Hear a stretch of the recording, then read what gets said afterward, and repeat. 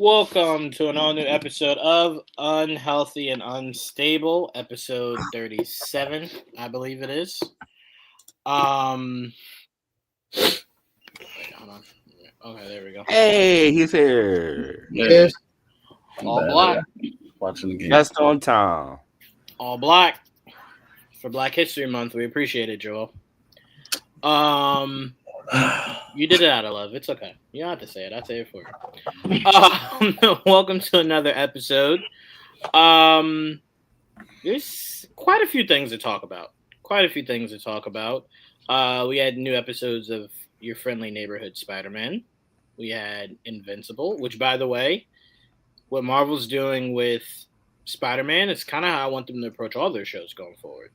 3-2, 3-3. Like, do it like that. I like that a lot.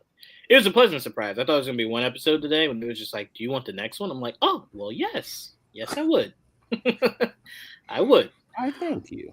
I was shocked. Then after that, when they were like, would you like another one? I'm like, oh, well, I mean, yeah. Keep them coming. Yeah. It's 2-3-3-2. Yeah, that's the A. Do it like the playoffs. Keep dropping them like that. All right, welcome back, guys. We got a loaded panel for you guys today, starting off with Joel. What's up, Joel? What up? Let's go. And Trevon. What's up, Trevon? What's up, everybody? And AJ. What up? Got my teeth pulled and I'm ready to talk a lot. All right. Got your what? Teeth Got pulled. my Wow. All of them? No, I'm playing. That sounds painful. Crazy. The fact that you even want to talk is amazing. Absolutely. It's like I 2 thought days you'd ago. be I'm ready asleep. to talk. I'm good. Oh, why you? I want to fight you so bad. It still hurts a little bit. Well, yeah, of course. I thought you just got it. I was going to say, you're a brave Oh, no. man. I'd be asleep right now. He's so young. He's losing I'd be his sleep teeth now. drooling. I'd be sleep drooling a mountain right now. Oh, I was. Trust me. Yeah. Yes, sir. Yes, sir. Jamie will be here in a little bit. When Jamie gets here, we'll start talking state of play. State of play was today. Yeah, state of play was like the Super Bowl for me. Very underwhelming. But a few things that were At least I decent. watched the state of play. A few things that were decent, but very underwhelming, especially for a company that, completely ruined my Friday night last weekend. Ah, So, Jesus Christ. just You'll saying, get over it. You'll get over it. maybe something else would have been nice from them, like Wolverine. But anyway, let's talk some stuff. I want to start off with this because this kind of was on my heart the most. Obviously, you guys know when new movies, big new movies come out, the press, gets it a few days before. They start releasing their thoughts. I've seen a lot of people's thoughts for Captain America. It's pretty good. I've seen a lot of people saying shockingly surprised. I don't even know how to take that. Like, what were your expectations that you were? What does that mean? Yeah, that you were shockingly surprised. Mm-hmm. I think a lot of unfair criticism has gone towards this movie. I think people act as if reshoots is something that this movie invented, and nobody else in the history of movies has ever done it.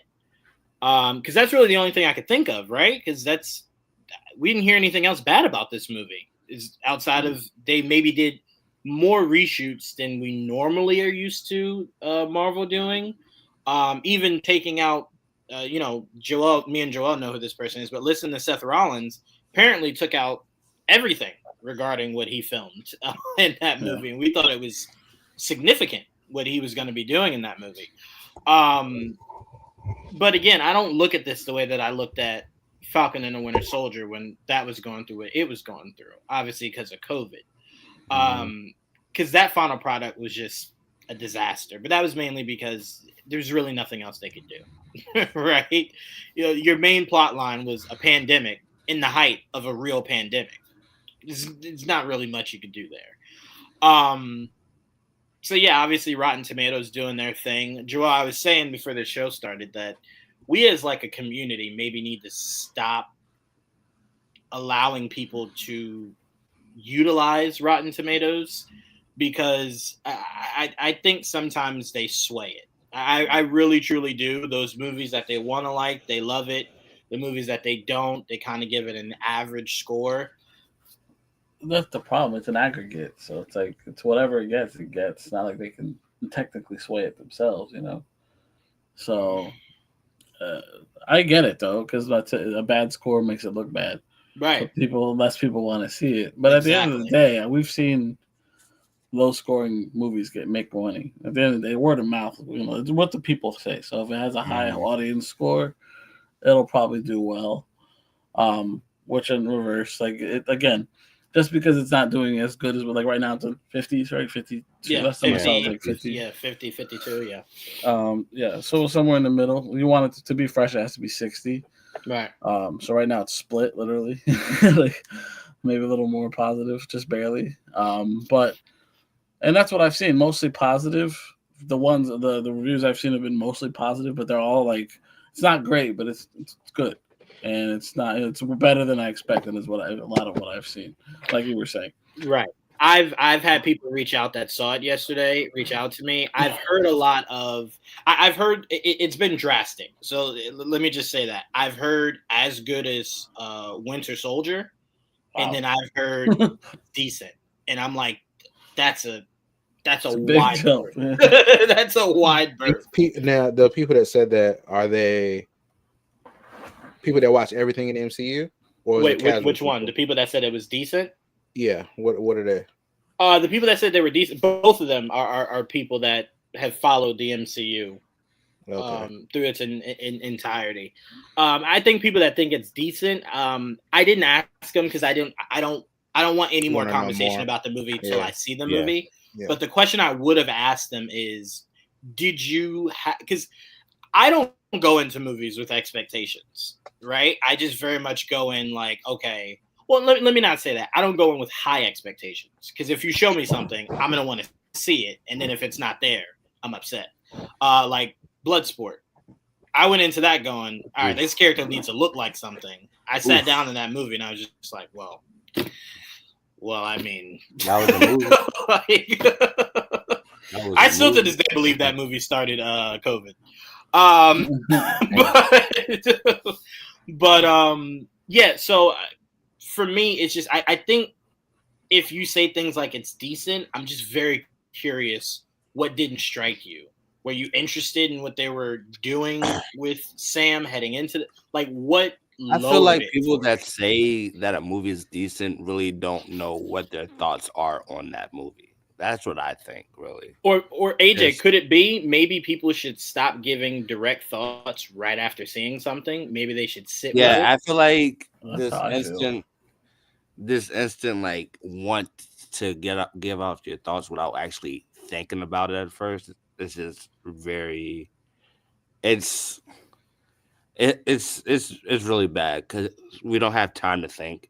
We just say, we don't have time to process anything, and it's just bad takes after bad. I shouldn't say bad takes. It's of course it's your opinion and all that, but hold on. Sometimes you always have like a second. If they're allowed to have their opinion, we're allowed to have our opinion and say it's a bad fucking take.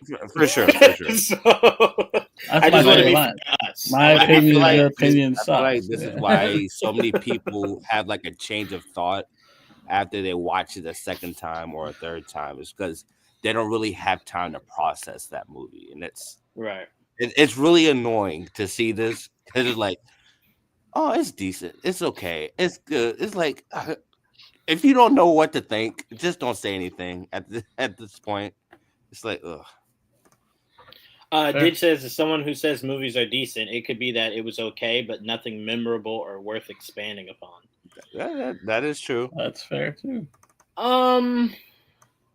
Yeah, I mean, I think Didge. I think for me, I would like to talk to you. Yeah, I mean, I think going forward, I would like to talk to you about movies you think are decent. Just to get your take on that specific movie, see what it was or what it wasn't that stood out to you. Because wait, was it Didge? I don't want to put words in Didge's mouth, but was it Didge that wasn't that blown away by Deadpool and Wolverine? I don't know. Mike. I think was it Mike or Didge? I know Mike for sure. I don't know about. I don't remember. Didge. Didge will let us sure. know. Yeah, he will. Yeah. So for me, I think where I'm at in life, I'm less judgmental about your opinion, and I'm more curious as to how you came to your opinion. And I say that because I have two sisters that learn things from the internet. So they'll just repeat things that are said, and it's not their own thought. So I'm just mainly curious when people say things nowadays, is this what you think? Or is this what someone that you follow said that I wouldn't even just blame think? that on just the internet though, because you can say the same thing about books. People would just regurgitate everything that's said in the books and don't really give out their opinions or anything. They'll just copy what's said in the books. So it's not just the internet. It's everywhere. It's just yeah, I get it. I don't think you have as many free thinkers, and I'm not saying because you dislike something I like, you're not a free thinker. Yeah. I just think we're in a time where you just popularity rules, right? So for a lot of people, if their favorite blogger or YouTuber or streamer says, hey, this shit was ass, they tend to lean more towards it being ass, but that's not really how they feel. It's just, they kind of just bought into what someone else said, I've heard people say an album was ass, and I'm like, well, what song didn't vibe with you? They're like, well, I didn't really hear the whole album. I'm like, I'm confused. how I ain't gonna lie, I'll be doing the same thing. I'll be doing the same thing just to troll, but I mean, look, if you're just trying to be a troll, I'd much rather you say, hey, I'm just trolling, so I can dismiss it. But when it sounds like you're dead ass, I'm just like, bro, if you didn't listen to the whole album, how you know you don't like it? Well, the first song didn't catch me. It's an album of 12 songs. You let the first one sway you? All right. Okay, cool. Hey, man. You kind of get to the point where you're like, I'm not gonna argue with a brick wall. I'm just not. But they also might not be a fan of said artist too, though. So that could be. Then the question would beg, why are you listening to the album? I kind of feel like you go into it already saying I don't like the artist. So it's but that's the same with. If you're open minded, then that's cool. But that's the same with movies, though. People just go into movies even though they know they're not going to like it or already have this might not like expectations of the movie. Yes, that's my point, Didge. If the album has 12 to 15 tracks and you're 7 to 8 deep, yeah, by all means, yes, you can say an album is ass. You I feel do it song one. I might have to disagree on that with a little bit because 7 or 8 tracks, that's a lot of investment time into said music. Mm-hmm. I could be doing other things. So I would say 3, maybe 3 or 4, but that's just me. I don't know, because I kind of feel like that's like giving a movie. That's like if a movie is 2 hours and 45 minutes, and you give it an hour and say, "Yeah, this movie's ass." The movie has more time to get better. I base my process on TV shows. So if I get 3 episodes in, especially if they're an hour long or 45 minutes long, I'm not gonna waste my time on 4 more episodes. Yeah, see, only reason I disagree, and then we'll move on from this. We don't have to stay here. But only reason I'll disagree is I am one of the very few people that do not find the first season of The Office funny whatsoever. That is fair. It gets increasingly funnier the farther it goes. Yeah. So I'm like, if I had stopped at season 1, I would be blind to some of the best television, comedy-wise. I will say that. What was it? It was it was the Amazon. I can't remember the show. It was the Amazon show that I hated the first season. I stopped watching it for an entire year. The Boys. It was The Boys. Oh, really? I watched it 2 years later. I still don't like the first. I still don't like the first season. But the second, the third, I love. It does get better. I was I had to suffer through all of season 1, which is something that I shouldn't do, but I did. And I guess now I'm happy that I've all caught up with the boys. But yeah. And that's why me and Didge are saying you got to go maybe 7 or 8 deep. But that also goes to the point, like, you still gotta make it a good show or make it an entertaining show so that people don't have to suffer through that. I don't disagree, but sometimes you only learn. Well, you only get better off of learning. So you learn from season 1. These are all the things we did wrong. So you can go make season 2 a yes, hit. But there's also issues where you have like, what is it, Lost, where you have multiple good seasons, and then when you get to like the last season, you're pissed that you started it because it does like decreasingly get worse the longer it gets. That's the risk you take, buddy. Same with the Flash, same with the Arrow. Oh, don't get me started with CW. AJ, we did not get you started with the CW. We can happily move on. Okay, we have no interest in going down that road with you. I definitely don't. All right, especially because I got teary eyed seeing them all back on stage, and then Grant doing. I did like that. I did the podcast that he did Mm-hmm. with what's his name that played Lex in Smallville? Michael Rosenbaum. Yes, he did Michael Rosenbaum's podcast, and he got really honest. He said he started to feel like maybe the Flash was, he said even from the beginning, he said something I thought was really interesting. He was saying that from the beginning that show was always hard to do because it's a show centered around speed, right? And he's like, how do you write it to where fans look at it and they're like, you're the Flash, you should be able to solve this in a second, right? Mm-hmm. He's like, how do you grow that to where it can become multiple seasons? And he's like, that's how you get a lot of, Barry lost his speed, Barry lost his speed, Barry lost his speed. Because it's like, what else can you do? Because at the end of the day, you got to think about it. Barry really could just solve most of the shit he went through very quickly. Didn't need Cisco, didn't need nobody, right? So you got to kind of make it a drama element. And he was really kind of getting open and honest about it. And I was just like, because you hear Stephen Amell, and Stephen Amell will tell you, all we did was greatness, right? But then you hear Grant, and he's just a little bit more honest with the idea of the process of it all. I really did appreciate that vulnerability. I will say, I don't know if Stephen Amell was like that, but Trevon, him getting as butthurt as he did for that line from Peacemaker. That's crazy like, motherfucker. That's like invalidating all the 8 years of work. No, it is not. He did not do that at all. First of all, don't joke about the character Arrow. You don't own the Arrow. Like that's not. You don't own him. Don't joke on the show that carried DC all that time. It wasn't the show. It's the character he was talking about. Right. Still, I would get offended too. He joked on a lot of characters in that show. I didn't understand why he took it so personally. You know what's funny? Anytime that clip circles around, you know what I always do? I always go back to the episode because I'm like, he had to have said Stephen Amell's name or some shit, right? Because he took it so personally. I'm like, bro, playing the character, and we loved him playing the character, but that joke was not to Stephen Amell; it was to Arrow. I mean, Peacemaker made popular. No, but the character.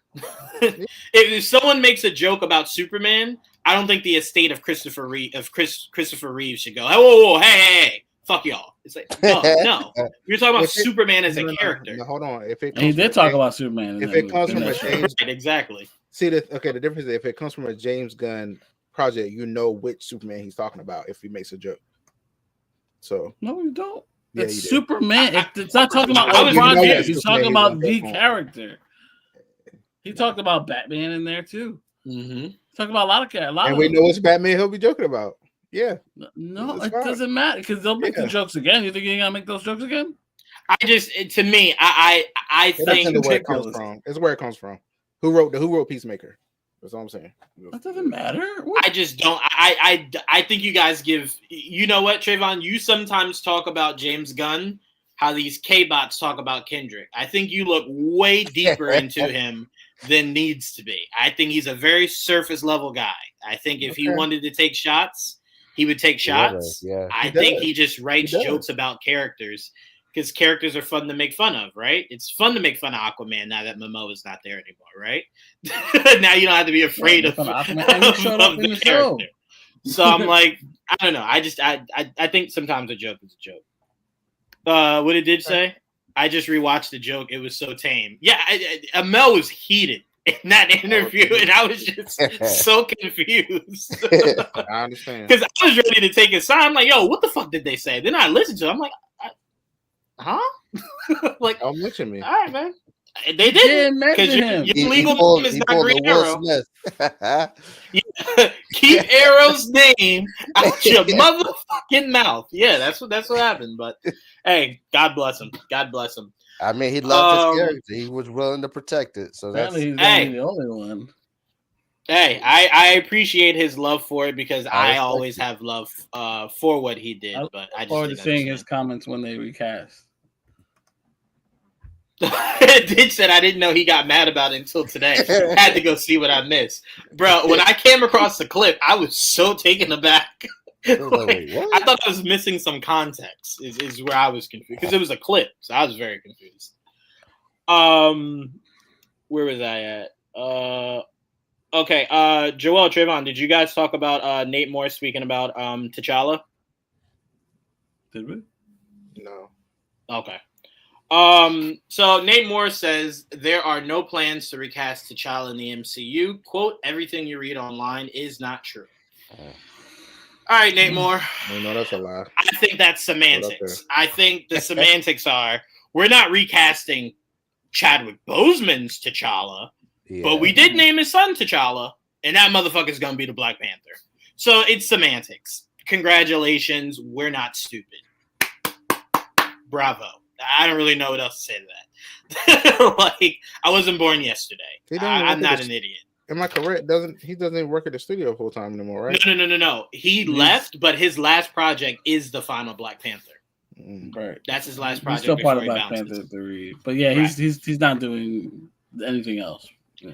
Actually, Trevon, the best way to look at it is Amy Pascal. You remember how she's gone from Sony, but her name is on that universe. Yeah. So because he did Black Panther, his name is on it. So he's always going to be attached to it in some shape, form, or fashion. On the timeline of Black Panther, when is that? When is that?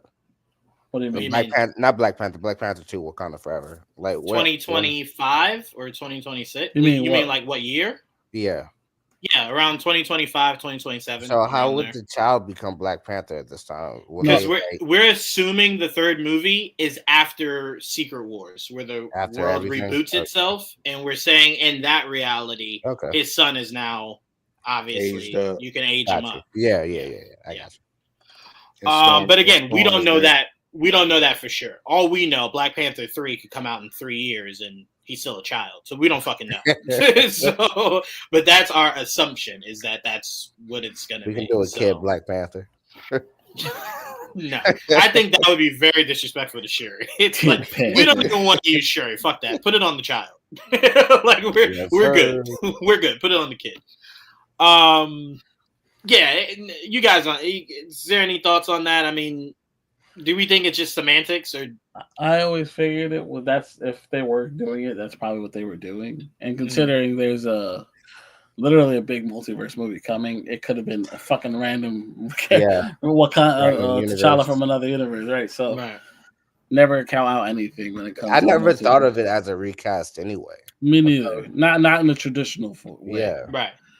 Mainly because, again, once you saw the end of Black Panther 2, it was very obvious where they were heading. They went out of their way to tell you the son's actual name is T'Challa. Why do that if you're not at some point going to ascend him to being the Black Panther? What's the point? In my opinion. Yeah. I mean, I guess you can make an argument it was just to be like a head nod to Chadwick, but I kind of feel like... to the character. Right. I kind of feel like... the character. Yeah, like... I don't know. If you didn't do it to make him Black Panther one day, I don't know if I look back on that scene as fondly as I do. Because for me, it's just a throwaway. Like, whatever symbolism you put with it, I'm not disrespecting. But it's essentially a throwaway. And to me, I don't like that. I thought it had true meaning of, we're going somewhere with this. So again, I'm not getting all up in arms about anything because we don't know anything, but I do hope it was meant to go somewhere. That's just my hopes. You guys enjoyed the Fantastic Four trailer, right? Yes, I did. We talked about that. We did talk about that. I did catch. Yep. Throw my 2 cents in. I had no issues with that. She's definitely pregnant in like 3 different shots in that trailer. I'm getting Franklin. I'm getting the true OG King.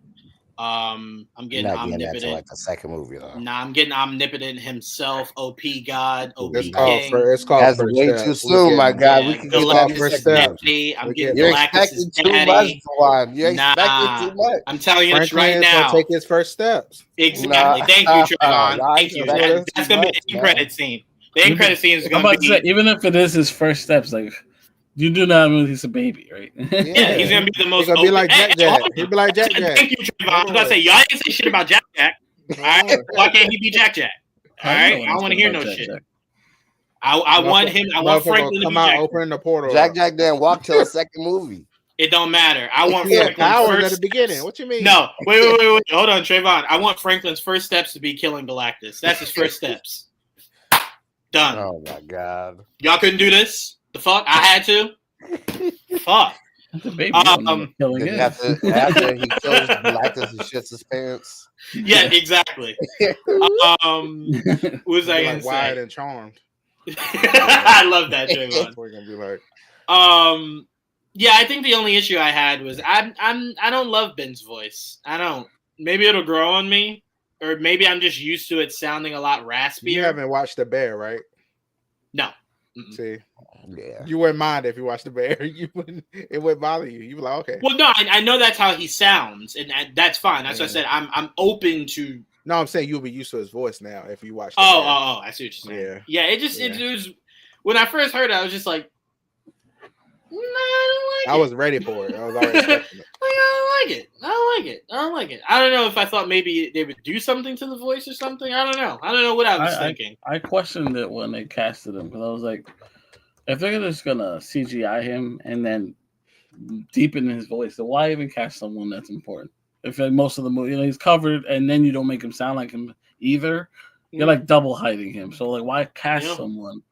At all. Then they did a little chef thing, so they, I did like the nod to the chef, but I didn't. Go ahead, Joel. In that scene, you could hear that it is raspier than normal, but it's not. It's not deep. It's not as deep. He wasn't trying to not be himself. Yeah, you don't hear him going. It's very well with the MCU as a whole. Like all the CGI characters, that they're them. Like Thanos, you knew that was Josh Brolin.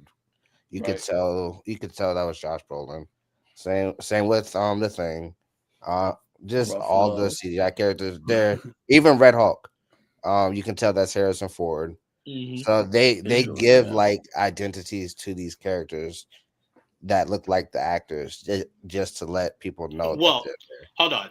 Well, yes, but we can't put the Thing in that because he looks nothing like. No, but I'm talking about I'm just talking about like any. I'm not just talking about looks. I'm just talking about anything that's recognizable. Yes, yeah, I get you. I would say the Thing looks so comic accurate. It looks so good. It looks like a piece of art sometimes in those shots. Yeah. I'm like, holy shit! It really makes us appreciate when we saw that set photo of the. You want to know something? The figure. Yes, Mr. E. We're talking about Fantastic Four. Yes, we are. Yes. My favorite part about them being as accurate as they were, did you see it as the thick eyebrow? That's very much a thing. Mm-hmm. And so many people don't like it because they don't know that's a thing. Right. Because that's so much him that they've left out for so long that they're like, why is he? I don't like that. Well, because you're not used to it. But that's what he looks like. Right. That's what he. That's the OG version of what he looks like. Yeah. And usually the version that they tend to go to. I stayed away from anything that might have been said negative about that trailer. Like I said, the only thing for me was just I got to get used to that voice. I got to get used to it. I really do. I think maybe Michael Chiklis spoiled me. Because I'm like, that's what I would want the Thing's voice to sound like, is to be that, that kind of voice. But I mean, this is no different than when Jamie Bell did it. Jamie Bell didn't. They didn't try to distort that shit. I remember it sounding like Jamie Bell. That was weird. So again, this isn't the first time this has happened.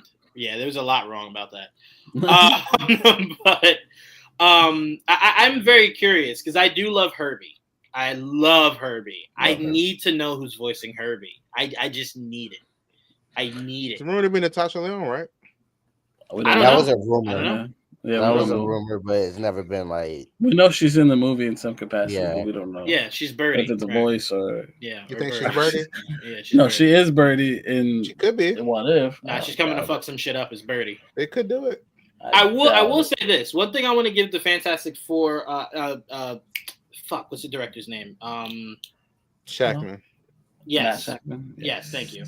I want to give him a lot of credit because my mindset heading into that trailer was I won't like it if I don't see Silver Surfer. I need to just get that out of my system. What is it going to look like? Let me just get it out of my system. No Silver Surfer. I was okay. I was okay. I woke up the next day. I was still breathing. I was fine. I said, yeah. When we talked about it, remember I said at the very beginning, I was thrown back. I was like, oh no, please. And then they got out of that real fast. That little WandaVision-esque shit at the beginning. I was like, oh yes, please don't stay there, please. They didn't stay there. I said, okay, all right. Well, you're gonna get a lot of that feel though, because it's supposed to feel of that time. So you're gonna get a lot of that feel. I think a lot of it you'll get, especially when you see them doing like their documentary or whatever. They're filming themselves and they're trying to present themselves to the public and not being themselves. Technically, they're kind of just putting up a front because they're celebrities. You know what I mean? I will say this, Joel, you'll appreciate this joke. You ready? Go. Throw that whole movie in the garbage if Ben doesn't play poker.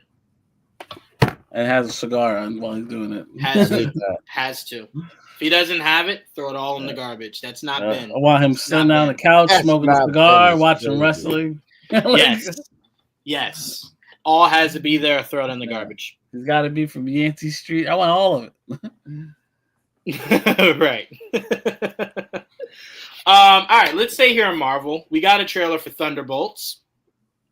We did get that trailer. Beautiful. I can safely tell you guys I argued with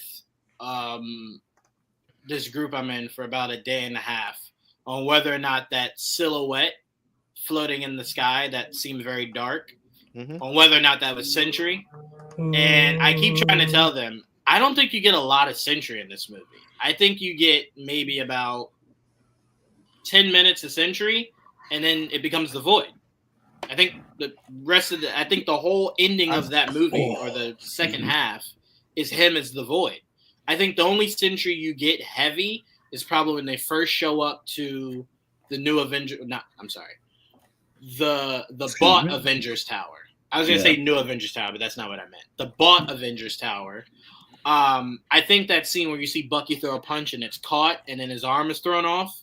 I think that's him as Sentry. You see him as Sentry, and he throws someone out a window. You can see the glove. It's the glove is blue. Yeah. His hair is yellow. You can see it real quick. It's not long. Yeah, you see the arm. Yeah, because I don't think he's Sentry a lot in this movie. I think once you defeat the Void, maybe going forward you see him as Sentry. But clearly he's the movie's villain. So I think majority of it he's the Void. I believe there's a lot of shadow on purpose.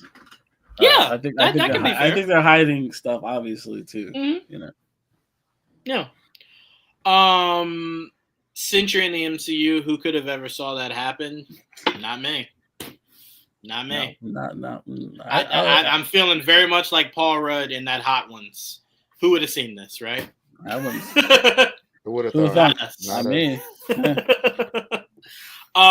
Joel, to be fair, didn't want Sentry. I was completely against it. I'm getting Sentry and Wonder Man the same fucking year. It's like it hates me. And man, wait till you get what's his name? Squadron Supreme. Oh Jesus Christ! Yeah, I'm definitely, especially if you're introducing Sentry, I don't need the Squadron Supreme too. Yes, we do. Yes, we do. We need to piss you off. That's what we need. I very much like the trailer. I can kind of see where this is going. It's not. Let me just say this, Marvel. If you're trying to get us to believe that Taskmaster is in this movie outside of the first 3 seconds of this movie, do a better job finding scenes to put this fucking character in. Because I'm still convinced this character dies in the first 10 minutes of this movie. I'm so convinced. I'm convinced that he doesn't like Taskmaster. I'm very much there with you. I don't even know why they did it. They need an expendable character, and I think that's the first character. That was the first one. Here's the problem. And only one. Here's the problem. Out of that entire crew, that is the least likely character to be expendable, outside of obviously Bucky. Taskmaster is very adaptable. It should be very difficult to kill Taskmaster. These movies have made it seem very simple, very easy. It's either Taskmaster or Ghost. That's No. Ghost, I think, is going to be in the movie. No, I'm just saying those are only two I can see dying. That's the only two I can see. That's it. Everybody else staying. Damn. Yeah, everybody else living. You got nobody else of color in there, Trevon. Damn. It's the only two I see. I mean, we've seen Ghost in a lot more scenes than we have. Sure do. Taskmaster. I don't know. And think about it. Because the character is a ghost, there might be even more scenes we didn't even see her in. Fair. You know? Trevon, how did you like that trailer? I thought that was a really great trailer, and I kind of agree with it, because AJ says this all the time, and I agree with him for this. I kind of don't want to see anything else. I think I'm good. I think this should, if I had any say, this would be the last trailer. Thunderbolts? I'm good. Yeah. I don't. For me, I know nothing about Sentry or the Void. I've been learning since the trailer. So, I mean, I'm all about the power. Use your powers. Yeah. Him throwing he people. Looks like he is, right? Throwing shadows and shit. I don't know. Like I saw somebody says like he's sending them to the shadow realm, and I'm like, look, this is for me. This is for me. I was like, come on, like I love that. Yeah, I'm enjoying it. It's interesting. I do not want to see any more, but I know they're gonna do it. I mean, we're too far away, but yeah, I this is great. This is enough for me. This was a surprise. We knew about Sentry. We kept hearing about him all the time. I was like, oh, cool. That'd be, somebody put him in the fight or whatever. I did not think we're getting this guy. I don't remember us ever talking about Void. I didn't think they would bring in the Void, but shit. That was surprising. I was like, oh, what is the hell? I did wonder if they would, because I'm like, the dichotomy of the two characters, because they're the same character. One's just evil. I didn't even know. Like, I didn't know that. I was like, oh. I think I don't know. We just talked about Sentry. Nobody ever mentioned the Void. I avoid it as much as possible, but yes, I'm sure I've mentioned it once or twice. But yeah, that's pretty cool. If you don't, that's just a character. The Void, especially, is the case. Again, uber powerful character. They're gonna definitely water it down, but the fact that we saw him doing what he did in that trailer was shocking. I was like, oh well, he's. I mean, from from what we're seeing, I mean, you can deduce a lot from the trailer. Like, you can see, it looks like she's walking into it, and even the new synopsis they put out is like they're facing their dark past or whatever it says in the synopsis. So they must go in there and have to deal with their their lives and come out and beat it. That's the way they're gonna beat the Void, I guess. Bro, I just feel sorry for Bucky. If I was Bucky, I had to face my past so many goddamn times. I'm sick of this shit. I'm so sick. That's why he looked worn out. When you see him in the trailer, he looked like his actual age in this goddamn trailer. Bucky is just so sick of this shit, man. He's like, bro, god damn, man. Like every time. I need them to make sure. I need them to explain how he's a congressman, though, because that's interesting to me.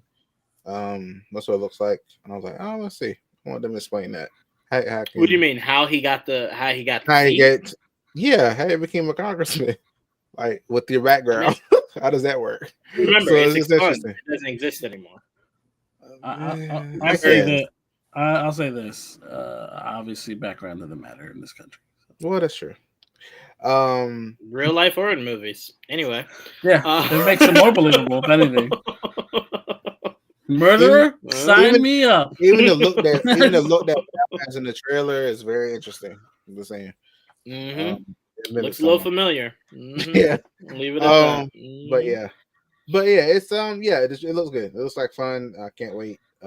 May, at least that one's in May, so it's not July. That so is fair. Yeah, makes sense because you got Fantastic Four in July. Yep, that's Superman. Well, I just mean from Marvel, but yeah, Superman too. Yeah. AJ, how'd you like this trailer?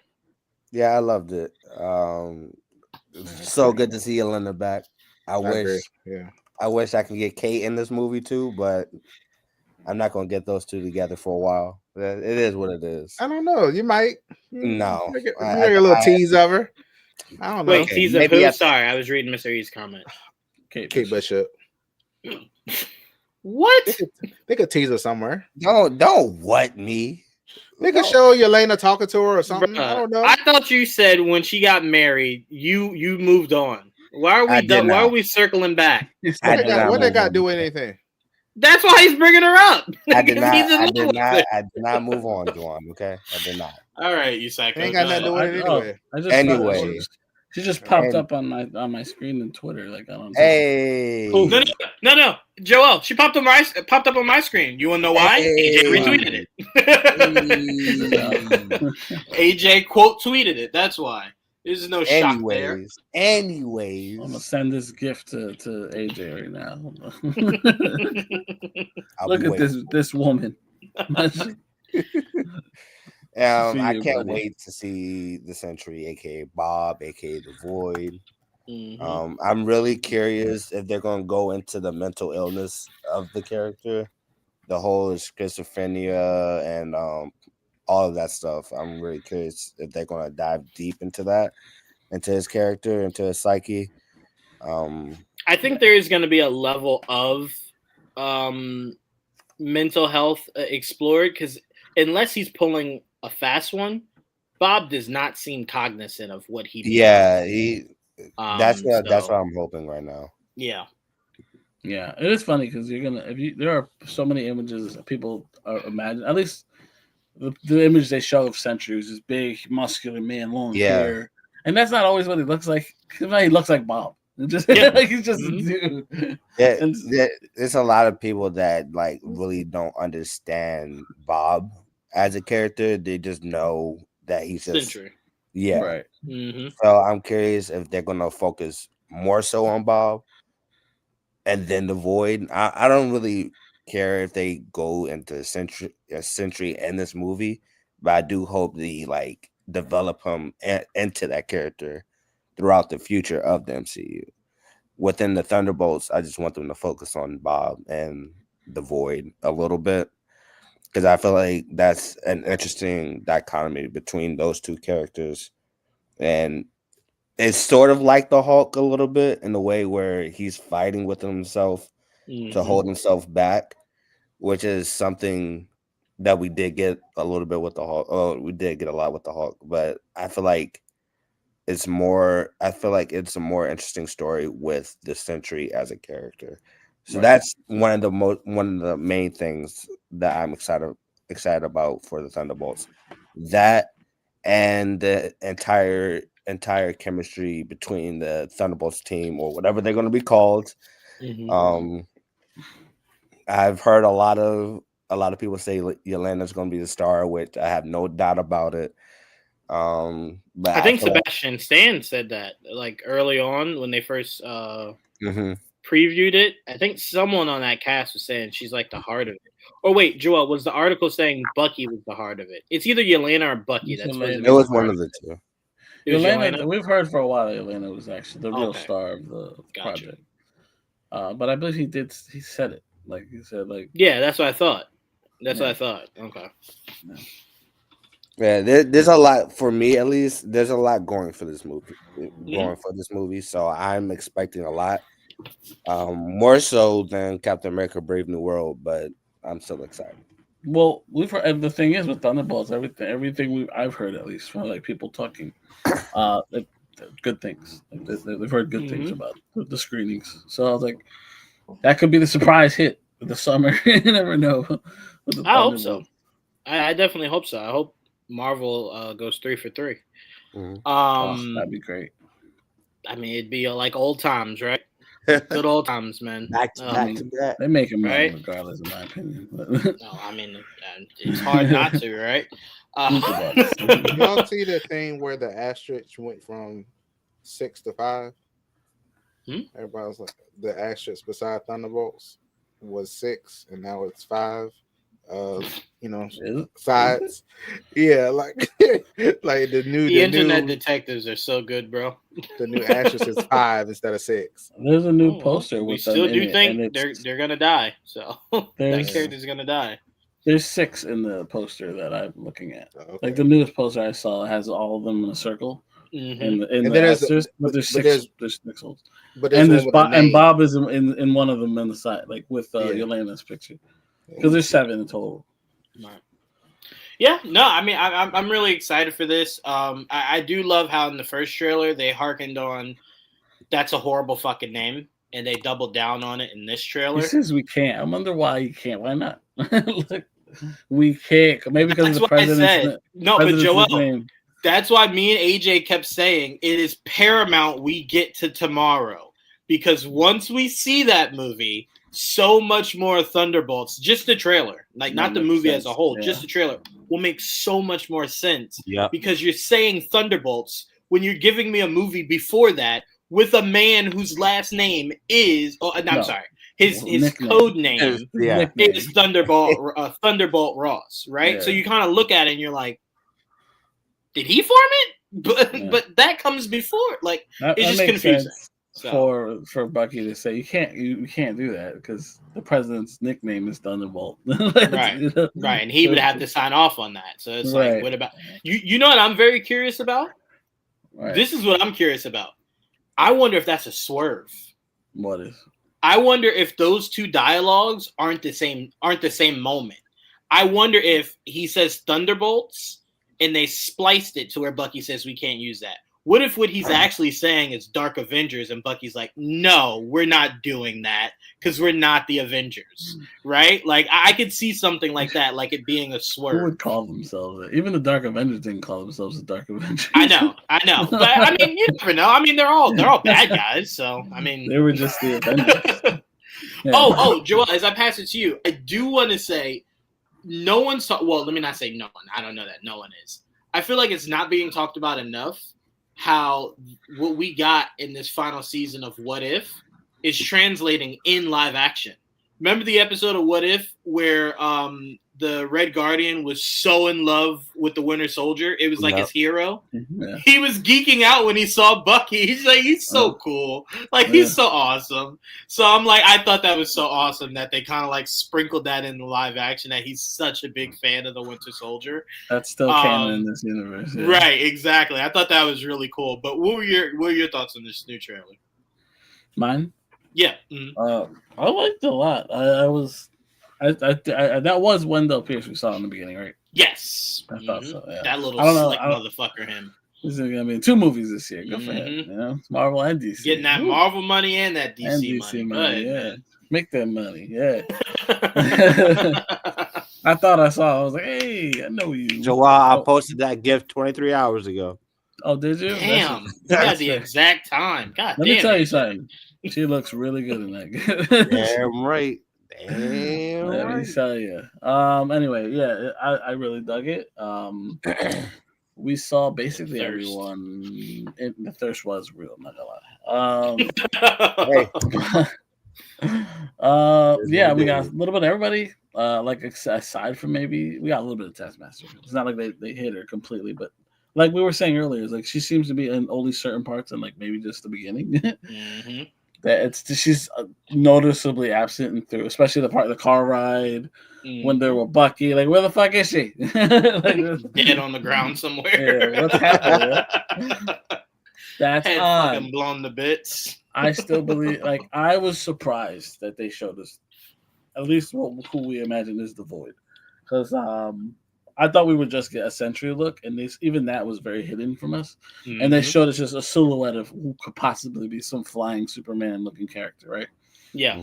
Who we assume, us, who know the character as Sentry and /Void, right? So some parts were Void, some parts were Sentry. We like that one scene you could definitely tell it was Sentry, but it happened so quick, it's easy to miss. And then there's a lot of, so I think a lot of the shadowy figure versions are on purpose. I'm not sure because I think what's his name? A lot of Moon Knight moments. I don't know. I think they were on purpose in the trailer because I think Jake Sher commented on the trailer. He's like, "Why so dark?" The director himself was commenting on the trailer. So I was like, I thought that was funny.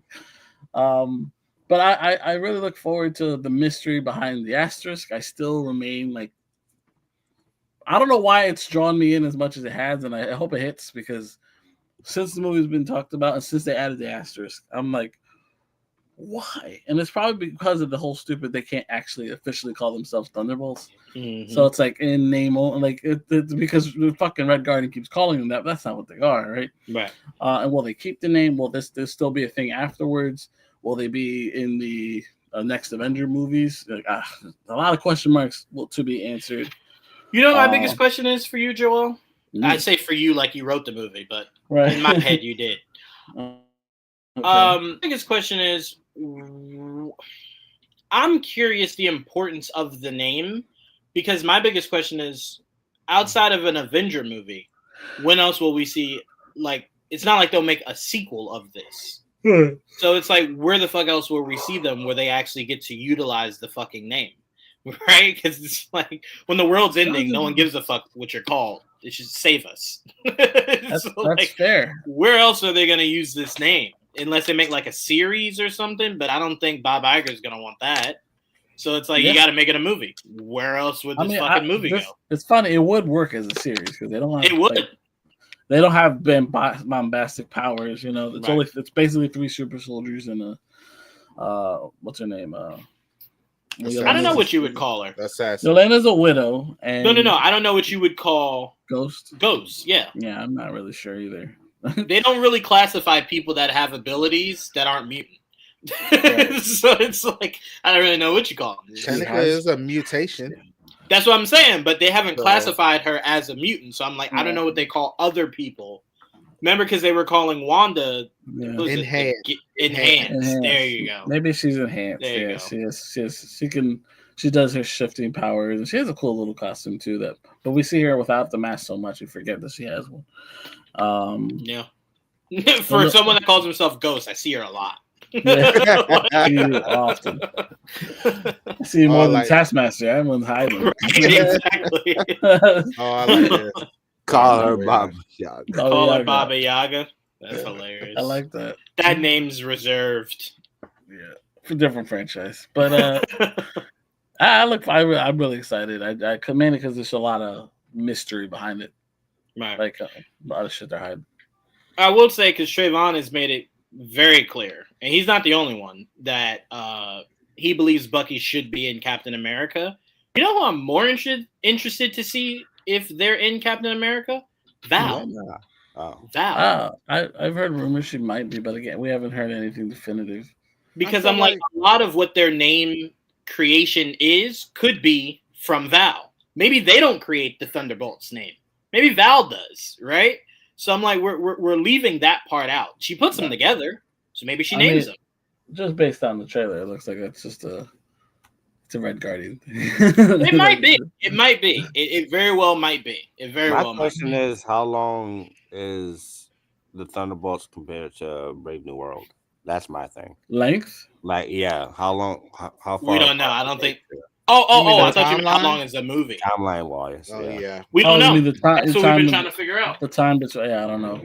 Yeah, I'm not sure. I have no hints of it either. Again, is why we keep saying we need tomorrow to hurry the hell up so we can get some kind of concept, possibly, on where this takes place. I'm expecting Bucky, Val, and U.S. Agent in this Captain America movie. It'd be interesting if they're not. That's a long shot. I think that's a long shot. It's a little bit. I think it's more realistic. None of them are in it. Yeah. But to me, if I had to assume so, because it's like a political drama, Val makes the most sense. If I had to pick one out of the 3 you just named, Val makes the most sense. Val's been sneaking up in a lot of different franchises. Like she was in Black Panther and shit. I wouldn't have expected her to be in Black Panther at all. So when she popped her head in, I was just like, oh. Well, she's the head of the CIA, right? No, but remember, we found that out in the Black Panther movie. That's what I'm saying. Before the movie came out, I wouldn't have expected her to be in it. Yeah. Apparently, she might be now the new director of security or some shit like that. Yeah. I don't know, though. For the sequel, they can use the actual Thunderbolts team, which I believe most of the team we see in the movie will either be killed or imprisoned. They will use the OG Thunderbolts team, but rename them Dark Avengers with Val as Norman Osborn stand-in since he doesn't exist in the universe. Yeah, I'm gonna get to that when we talk Spider-Man, because the idea of Norman Osborn has been really pissing me off. I think this takes place around the same time as Cap. Yeah. But again, Mr. E, our issue is, does it take place before Cap or after Cap? We think it takes place around the same time, but when? When matters, you know? So. Yeah, I think Thunderbolts will take place after Cap. I feel like now they're more focused on the continuity of things for the MCU, especially since phase. What phase are we on right now? 4? 5. 5. We're on 5 right now. 4, and phase 4, it was just all chaotic, really. Yeah, Fantastic Four at the beginning is 6. Well, remember this, AJ, because I get what you're saying, but remember, these two projects do not have to connect. No, I'm not saying that at all. But they don't have to connect. I'm not saying that at all. I'm saying that what am I saying? They need to for me. He's like, what am I saying? No, they don't. Well, it depends on what. Like, what do you want to connect, Trevon? I mean, I'm going off of what she said in the trailer. The Avengers aren't coming. That doesn't make any sense to me right now. Oh, that makes sense. We don't know. We don't know if Sam actually assembles them at the end of the movie. That's what I'm saying. Tomorrow. That's why I can't wait to see this movie tomorrow. That's the thing. I don't think they are fully assembled by the end of this movie. I think it's just the beginning of them being assembled. I don't think it's the end. Well, they also talk that's what I'm saying, Joel. It doesn't need to be connected. One of the rumors also say that Sam is supposed to be like one of the leads of, what was it, Secret Wars and Doomsday. Well, he's the leader of the Avengers. Doomsday, right? Yeah, Doomsday. Going into Doomsday. But again, to Joel's point that I want to make sure we don't skip over, it's a very good point. This movie could end with him talking to Wong and Shang-Chi. That's not the Avengers. That's just two people. So it's like we have to see the movie to see if he even engages in trying to assemble the Avengers in this movie. We have no idea. Again, I'm very curious how the fuck Sam stops a Red Hulk. I don't know. But what, he won't die. I mean, spoiler alert for anyone that maybe thought he would. That doesn't mean that I don't know. I don't know how they're going to stop a Red Hulk. I'm very curious how that plays out. But I'm not getting my hopes up. But I would love if we saw Shuri, if we saw Bruce, if we saw Wong. I think we definitely need to see Wakanda again. That's for sure. Well, if you watch some of the clips, you can see how he's gonna get out of it. Yeah. I don't disagree with you. I haven't seen none of the clips. Yeah, I haven't seen none of the clips. We're not gonna say anything, AJ. But I'm just saying I wouldn't be shocked if there's some help. I'll leave it there. We'll move on. Sound fair? Oh no, I wouldn't. I don't expect that much help, but I do expect some help. And one of those people being, what's his name? Oh God, Isaiah. Yeah, possibly. Yeah. Yep. Isaiah Falcon. That's his help right now to start. Yeah. Oh God. Patriot? Are you talking about Patriot? No. He means actual Isaiah. I'm talking about they say he's not even in the movie. No, I don't think he is. Apparently. Too much. Namor talked about it, I believe. They talked about it recently that he might, but he's not. He said he's not in it. Yeah. Oh, I thought you said Namor. I was like, no, Nate Moore. That's what I thought. Man, I just whoa, hold on. What the fuck? Like, why are characters issuing statements about movies? What the fuck is happening? All right. Man had me confused. I'm like, whoa. First of all, I thought you just spoiled the movie, Trevon. I was about to say, damn, dog. Nobody thinking about Betty Namor right supposed now. to be in this movie as well? I think that's going to be one of the triggers for Isn't who? Betty Ross. Yeah. So I they think spoiled that. So yeah. Yeah, I think that she's definitely going to be one of the triggers that helps Sam technically beat Red Hulk, but subdue. Yeah. Man, I'll be mad as fuck. I'll be mad as fuck if Betty pulls up talking about some. It's getting real low, big guy. Hey, look, it happens, man. It happens. Sun's getting real low, Dad. Come take your meds, Dad. Yes, sir. Just gonna use it the same way that Batman used. What's her name right now? Martha? No. Stop it. What's her name? The reporter. What is it? Oh, Lois Lane. Remember, I used there in front of Superman when he was going nuts. Remember? Yeah. Yeah. To stop him. I mean, that could work. And that only somewhat worked because remember, Superman still threw the shit out of Batman. But they flew away instead of killing him. They did. Yeah, he did. He didn't kill nobody. That's fair. He made sure he whooped everybody's ass first. All right, let's move on. Neil Druckmann says they didn't have Caitlin Dever bulk up to play Abby in Last of Us Season 2. Quote, that doesn't play as big of a role in this version of the story. It's more about the drama. Quote, we would have struggled to find someone as good as Caitlin to play this role. I saw people freaking out. Here's why I never had an issue with it. Look who they casted as Ellie. You thought they were going to bulk her up like they did in the game? She got a little for her size. She got a little bit bulked up from game 1 to game 2. She got older, got a little bit taller, got a little bit muscle to her. Yeah. No, she had a little bit of muscle to her. That's how she was able to fight a little bit. She had a little bit of muscle to her. She's more skilled. I wouldn't call her big. Not like no. Follow me for a second. I'm saying she had a little bit of muscle. This girl that they casted in the show, they're not doing any of that shit to her. So if she's going to look like that, why the fuck would we need an Abby to look like Brock Lesnar? I wouldn't believe any fight if you told me those two are fighting and Abby looked like Brock Lesnar. I wouldn't believe that shit.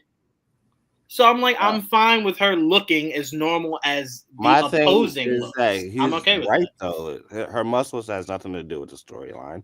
No, not at all. But I also am very curious why he made her Brock Lesnar in the game. It was only she was big as shit. That's the design. She was jacked for no reason, Joel.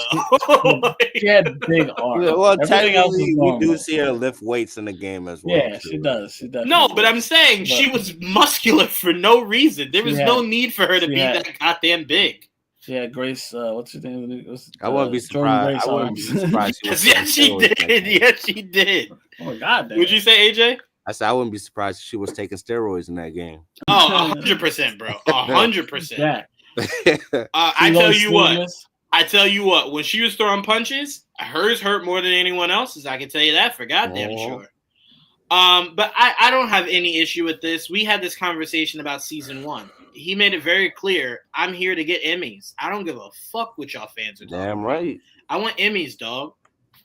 I don't blame them. We have the games. If it means that much to us, go replay the video game. Go replay the video game. Like it didn't. It's not taking away from. You know, this is for a new audience. So for me, I don't have any issues. That was the first thing I thought about when Joel told me who they casted as Abby. I was just like, I don't see her bulking up. Like I don't think they're gonna have her attack the weight room. Technically, they could have let her bulk up too as well. So that wasn't. But her bulk up, AJ, would have been different from the game. I didn't need her to bulk up for sure. See a concept. I'm good. I don't need a whole fucking. Because look, I look at it like this, Joel. I look at it like this. Every comic we see of Wonder Woman, she's a bodybuilder. But then you cast Gal Gadot, and we were okay with that. So I'm like, if I'm fine with that, I'm fine with this. I didn't need it. Is my only thing. I don't need it. It's not paramount to making a good story. Or a good adaptation for this. So for me, I'm fine. I'm totally fine with this. Trevon, you also being someone that didn't play the game quite like myself, right? You didn't play it, right? I know nothing about this. What y'all talking about? Wait, you don't even know what Abby looks like? It's a lesbian couple, right? Abby's not lesbian. Yes. Oh, yes. Well, whatever. No, Abby is not. Abby is not Abby. Not Abby. But there is a lesbian couple. It's funny. The brolic one is not the lesbian.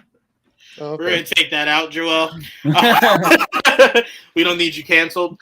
No, Trevon, I'm gonna send it to you right now so you can get a concept of what she looks like. I just sent it to you on Twitter. So while you look at that, Trevon, I'm gonna skip over you and then come back to you. AJ, this doesn't bother you at all, right? What doesn't bother me? No, Neil saying that they weren't gonna have Caitlyn look her video game counterpart. That's people just being stupid if they're complaining about it. It is what it is. I'm looking at it right now. I've learned when it comes to video games, it better be exactly like it is, or they get pissed. So I'm just season 1 they changed a few things, but it did make the lore of that game a lot better. Mm-hmm. And they said they're doing it a lot more in season 2. So if they keep that same energy as they did in season 1, I don't think people are gonna have any issues. Because in season 1, the only episode people had issues with was the gay episode. That was the only one. And that was I was about to say, Trevon, cover your ears. So I stopped watching the show after the episode. I will say this, AJ is a problem too, though. See, that is fair. But I will say this, AJ, as I pass it to Joel, because I know some people are going to hear us say this and say you guys are being hypocrites because you've complained about things before. If I've complained about something not adapting something properly, it's because I personally thought it was defining to that character or that story. Her muscles are not a defining. Yes. Like they don't define who Abby is just because she's bulky as shit. People who fan cast Ryan Gosling as Black Panther, that is a complaint I will have for years. That's just racist. That's people being idiots. Yeah, that's people being racist. But it's not the same. So I just want to make that clear. Like when I say things like how I want Batman's suit to look or his cowl or things like that, I think that's important to the character. I think it makes the character. I don't need a job. Batman. I've said that several times. I don't need. No. I mean, just the design of his costume. If I ever complain about the design. Oh, I mean, I prefer if I can recognize the character, right? Once I see them on screen, that's how I feel. Right. I think that's important to the character. Yeah. There's certain aspects to a character visually where I'm like, that's her or that's him. You know what I mean? Actually, Joel, I have a perfect example. We won't say any names because we don't need to highlight anyone's names. But we've not seen a Flash as muscular as the Flash is drawn in comics, and no one ever complains about that. Right? Because it doesn't matter. You don't need Barry to be buff as shit. Not that we need to bring up the movie, but the Ezra Miller Flash costume, he was bulked up. It was young. Well, yes, but again, bulked up for him. The costume. It didn't bulk him up to fit the comic. The character himself is not bulky, yes. Right. What up, Jamie? Hey, I wish I was here earlier, but I made it. You did make it. You did make it. You made good time. You're good. You made good time. Actually, Jamie, after I go to Joel, I'm curious about your thoughts on this. But Joel, this doesn't bother you at all, right? No, I'm all right. I didn't even really think. I heard about it, and I didn't even. I barely moves me. I was like. To fill you in, Jamie, we were reading Neil Druckmann's statement saying he didn't have Caitlin Dever bulk up to play Abby. He just didn't, he wants to focus more on the drama. And he said they would have struggled to find someone as good as Caitlin to play this role. Right. So his heart was set on her playing the role. He didn't really care if she didn't match the Incredible Hulk muscles that Abby has in a video game. Does that bother you at all, Jamie? Or does that not define that character at all? Being her muscles. I can't say it doesn't bother me, but ultimately, if that's what Neil felt was the right move, then I'm just gonna trust his judgment. Based on the story that was told in the game, she got the muscles that she's infamous for a particular reason that's important to the story. And so that kind of plays into why she looks the way that she looks and is able to do the things that she does. So I'm curious. Super soldier serum, right? That's what she said. Exactly. Yes, exactly. Her and Steve Rogers. But I'm curious if they're going to have that same story arc for her, if it's going to be slightly changed. I mean, in theory, you know, like she could be one of the like skinny, strong people that, you know, you see every blue moon. And like that could happen. It just makes it more like believable if you see like, oh, like, yeah, she's like this super like beastly person. No wonder she's just throwing people around left and right. But I'm like, you know, I think it's fine. And I think it might even help in the actress's case too. I think part of the hate that Abby got was around like the way that she looked and people saying like, "Oh, she's super masculine. Like, what is this about?" And trying to be woke, all this other stuff. So I think that might help in the actress's case. I don't think it will take the. I don't think it'll take the edge off of what the real reason why people are mad about Abby, but it'll be one less thing to complain about, I guess, for them. But yeah, I'm a little bit disappointed because, like, you know, I like seeing muscle ladies, but that's fine. And to be fair to Caitlin, the actress who is playing Abby, to be fair to her, she may bulk up. It just won't look like the video game, but she might bulk up for her. Right, like you know how certain people you might see some definition, and right? That's fine. So that's again, that's all I need. Yeah. So I just because I think what he was trying to get ahead of is that when you see her arms and you go, "Oh, she's cut," you won't go, "But she's not Abby cut." He's trying to dim that down now, so she might be cut, just not Abby cut, and I don't think that's a problem. I find it funny. People complained that Abby was buff in the video games, but now people are complaining that she's not buff enough in the show. It's right. It's maybe they think it would be hotter seeing it in live action. Yeah, I don't know. Maybe that's it. Yeah, it's just like they not buff the whole game. Like they're like flashbacks and shit. Right. Yeah. Look, all he's saying is he wants to focus more on expanding the drama of it. That's it. That's it. Take that how you would like to take it, but that's what he's focused on. Like I said at the top of this, Jamie, he wants Emmys. He's not really concerned with anything else but his Emmys. And it's gonna go past this season, so who knows? Yeah, apparently HBO just came out and said they want 4 seasons. So he's sitting back and he's just like, "Ha ha, more drama." This is a new Game of Thrones right here. What did they say? So much drama in the LBC. It's kind of hard being Snoop Double G. That's what he's saying right now. Hey, more drama the better, baby. That's all I care about. There's some of those anchor arms. Have her blow them things up. You know, small ass legs and big ass arms. Yeah, why not? Do a little reference to the game, like, "Oh wow, I wish I had these." That would be funny right there. That would be great. We need to get Jamie in that writer's room. Moving on, we got some details about Megan 2.0. We got a little bit of a teaser for that, just her dancing again. I kind of was hoping they'd get some new choreography. I thought it was creepy in the first one. Doesn't really have the same effect now. Now it's just like, whatever. You know what it is? It was like the first time I heard Freddy Krueger's song scared the hell out of me. The 8th time I heard it, it meant nothing. It's on Amazon as well. You said what, Trevon? It's on the action figure, apparently. Ooh, on Amazon. I will not be buying that. That's how Chucky started. She comes with all the weapons. No, thank you. I don't already need to prepare her. Not for so apparently the details of the sequel, it's set 2 years after the first film. Megan's AI tech has been stolen and used to create a military-grade weapon called Amelia. Ivana, who played the female scientist. No, she wasn't. No. Hold on. She wasn't like a Sith. She was like a female Jedi in Ahsoka. I'm not talking about Sabine. The one that was with Baylan Skoll, his apprentice. That is who will be playing Amelia. Okay. Apparently Amelia goes rogue. So therefore, I just remember Shinhati.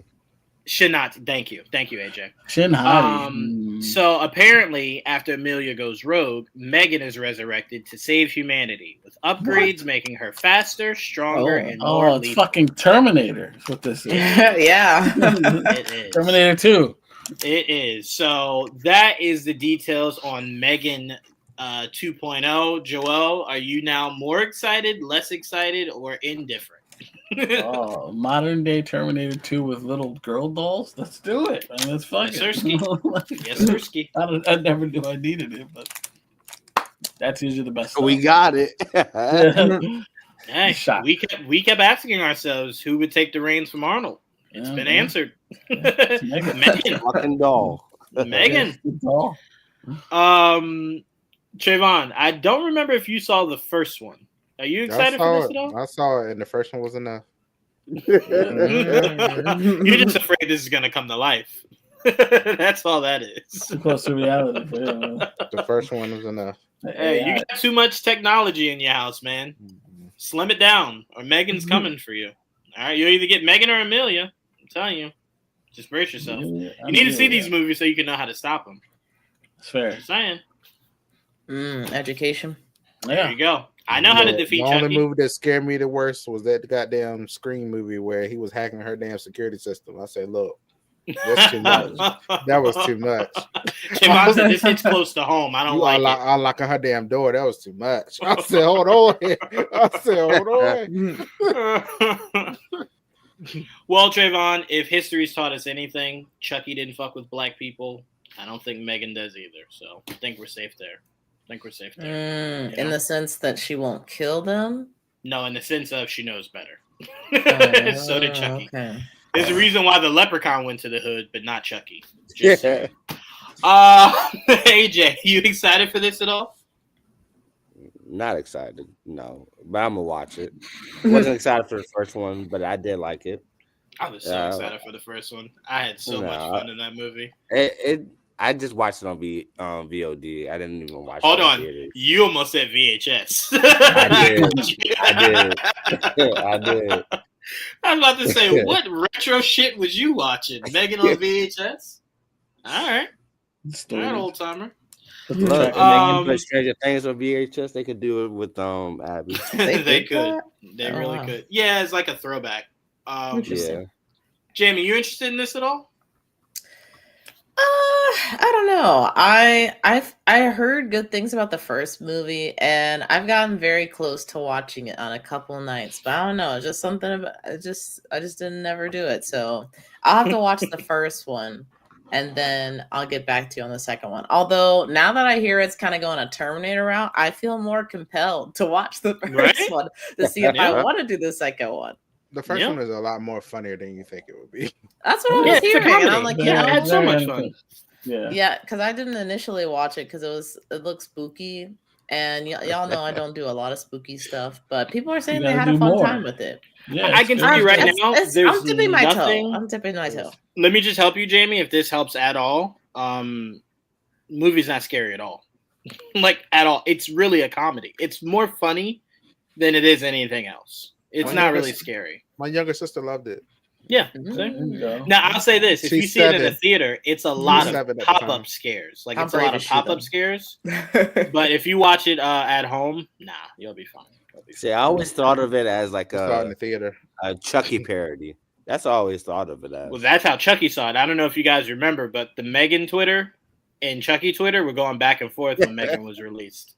Chucky kept saying, "Been there, done that. Why you copying me?" Like, they were going back and forth. I just felt like it was. I love it. Chucky's Twitter is so funny. I can't believe they canceled that show. They had some of the best social media presence outside of Wendy's. It had some of the best social media experience. Duolingo, put some respect on my boy. R.I.P. The leprechaun went to the hood twice. That's great. He did go to the hood twice. Didn't give a fuck either time. Got high and everything. I love those leprechaun movies. I've never seen a Leprechaun goes to the hood. I have to watch it. It's a classic. It's a hood classic. That's what I keep hearing. I'm like, so I have to put it on my list. Like, when you think of things like Boys in the Hood, like stuff like that, like it's right there. Yeah, The Wire. H2O. You put it. Greatness right there. I think of Jamie's hood list. Classics. You put it right there. I think of Jamie's list like Santa's like Christmas list, like all the kids that are good and bad. That's how long their shit probably is. Like, it's pretty long. It's pretty long. But you see, I get to something every now and again. Godfather, it's off the list. I did it. I'm so proud of you. Two, right? So proud of you. Did you do 2? I did do 2. It was so great. Proud of you. Don't do 3. Don't please. I heard that. I stopped. I stopped. You gotta watch 3. You gotta watch the whole thing. No, I seen Al Pacino asked about 3 and forgot that was even a movie one time. So he was like, "I did 3. That? He was like 3. We did 2. There was a 3. Shit. Shit. Oh, yeah. No, don't remember it. All right, moving on. Apparently, AMC is rising the price of the A-list membership. Now $26 per month, even higher if you live in New York or California. Members can now watch up to 4 movies per week. I'll tell you this. I will trade in. I will stay at 3 movies per week. All you need to do for me, AMC, is make sure that my specific screenings don't have Nicole Kidman. You do that, I'll pay $36. No. Tear off my fucking screen. Carberry feels good in a place like this. Don't do that. And keep it in your head. Every time. I don't need it on the screen. No. The only reason I would want Nicole Kidman to stay. The only reason I would want Nicole Kidman to stay is because when she does, it gives us even more time to be late for a movie. That's the only purpose she serves. That if you're late, you got to calculate the fact that she spends 2 to 3 minutes talking nonsense before your movie. My thing is, why I just said 2 to 3 minutes. My thing is, why are we advertising going to AMC if we're already in AMC? It will make sense. Thank you, AJ. Thank you. Look, hold on. It'll make sense if we just focus on advertising A-list, because not everybody has A-list, even if you go to the movie theaters. AJ, you want to know something even dumber? When we sat down to watch, what was it, Joel? I think it was Deadpool and Wolverine. They had a whole 10 minutes of telling us about the movie before showing the movie. Oh, man. Why was that needed? That was Sonic. That was Sonic. Oh, it was Sonic. Sorry. It was Sonic. I'm like, bro, we're in the chair ready to watch the movie. And you're would you like 20 minutes to know about it? I do love me some Nicole Kidman. It's fun. Yeah, it's just the big screen. Hold on. It's just the AMC trailer. Like, get that shit out of there. Put Nicole Kidman in the A-list trailer, and I'll be happy. DJ, get rid of that AMC trailer. You talking about that new one where they're getting in the cars, racing, and all that shit that they're doing now? No, what's the one, Joel, that they do at our showing when a homeboy pops the popcorn, then he's breakdancing with his girl? Yeah, that's what I'm talking about. It starts there, then they get in the car. You know what? You're right. Shit. You know what, Trevon? Let me apologize That's to a you. long one. Let me apologize to you. Let me apologize to Didge. You're right. Keep Nicole Kidman. Get rid of that stupid ass shit. Yes. All right, do that. Get rid of that shit. I'll do that. Does that sound fair? I'm so over that one already. Because it's crazy. Like, you see Dolby, you got that trailer where he do the popcorn, it's breakdancing, car. Then you got Nicole Kidman. Then after that, if it's Dolby, then you got the Dolby trailer. Wait, how long have we had that trailer, by the way? Nicole Kidman? How long have we had that? At least 3 or 4 years. Yeah, at least 3 or 4 years. They need to at least update it or something. They did a little bit. They did. Yeah. No, slightly. No, time out. They don't need to update it. They need to modernize it, right? Put Sydney Sweeney in there, and I'll watch that shit every time. No. Every time. Please. Put them in it. Put them in it. I don't need old ass Nicole Kidman. Move on. Well, if y'all can have that, give me Jason Momoa then. Trevon, I'd be fine with Jason Momoa. Yeah, shirt on, but I'd be fine with Jason Momoa. I mean, he got shirt on. He can have his tight ass suit on. There we go. Let's do that. Okay, I mean that really only stands out for you, but yeah, tighter the better, I guess. Sure, no problem. Jews, Bad Boys, Leprechaun, etc. Certified hood classics. Let them know, DJV. Let them know. I only seen Bad Boys. You ain't gotta apologize to me. I ain't never seen this. I keep saying, Didge, you will never experience our pain until you see the ad every single movie. And I don't understand how AJ doesn't shoot the screen. That man sees 6 movies in one day. Hold on. Back to back. I leave. Crazy. I walk off, go to the bathroom, and then I come back. I was about to say that'd be the perfect time. That's my break time right there. Yeah, see? Hey, you onto something, Juwaan. Change the actor. Same scene, same lines, new actor. There you go. That's all I'm asking. Feels good in a place like this. That's all I'm asking. I'm more inclined to hear that from Sydney Sweeney than I am Nicole Kidman. Nicole Kidman says it, I get angry. Sydney says it, I'm here for it. So switch it up. Get the fuck out of here. Hope she wearing a bulky ass. She did an extension like she's on a fucking sports team. It's fucking re-up. I hated that so much. Would you say, Trevon? I'm sorry. I hope she wearing a bulky ass trench coat while she's saying it. Oh. You can't see shit. Sydney Sweeney? That's how she said it. Oh, did y'all, I hope when Jason Momoa does it, it's a floating head. How about that? I hope it's just a floating head for Jason Momoa. How about that? Did y'all hear about the law that's trying to be passed down? Yeah, I was about to bring it up. Wait, say it again. The movie theater law that's trying to be passed down, where the exact movie time is supposed to be displayed. I did see that online. Yes, all the theaters violate. Again, I take offense to that. Let me tell you why I take offense to that. There's not many times where I get in my old man bag. That's one of them. If you see movies enough, you know the exact time you have to get there to make it on time for that goddamn movie. And if you don't, that's a personal. Hold on. No, that is false. Hold on, Juwaan, that is false. I go to the movies a lot.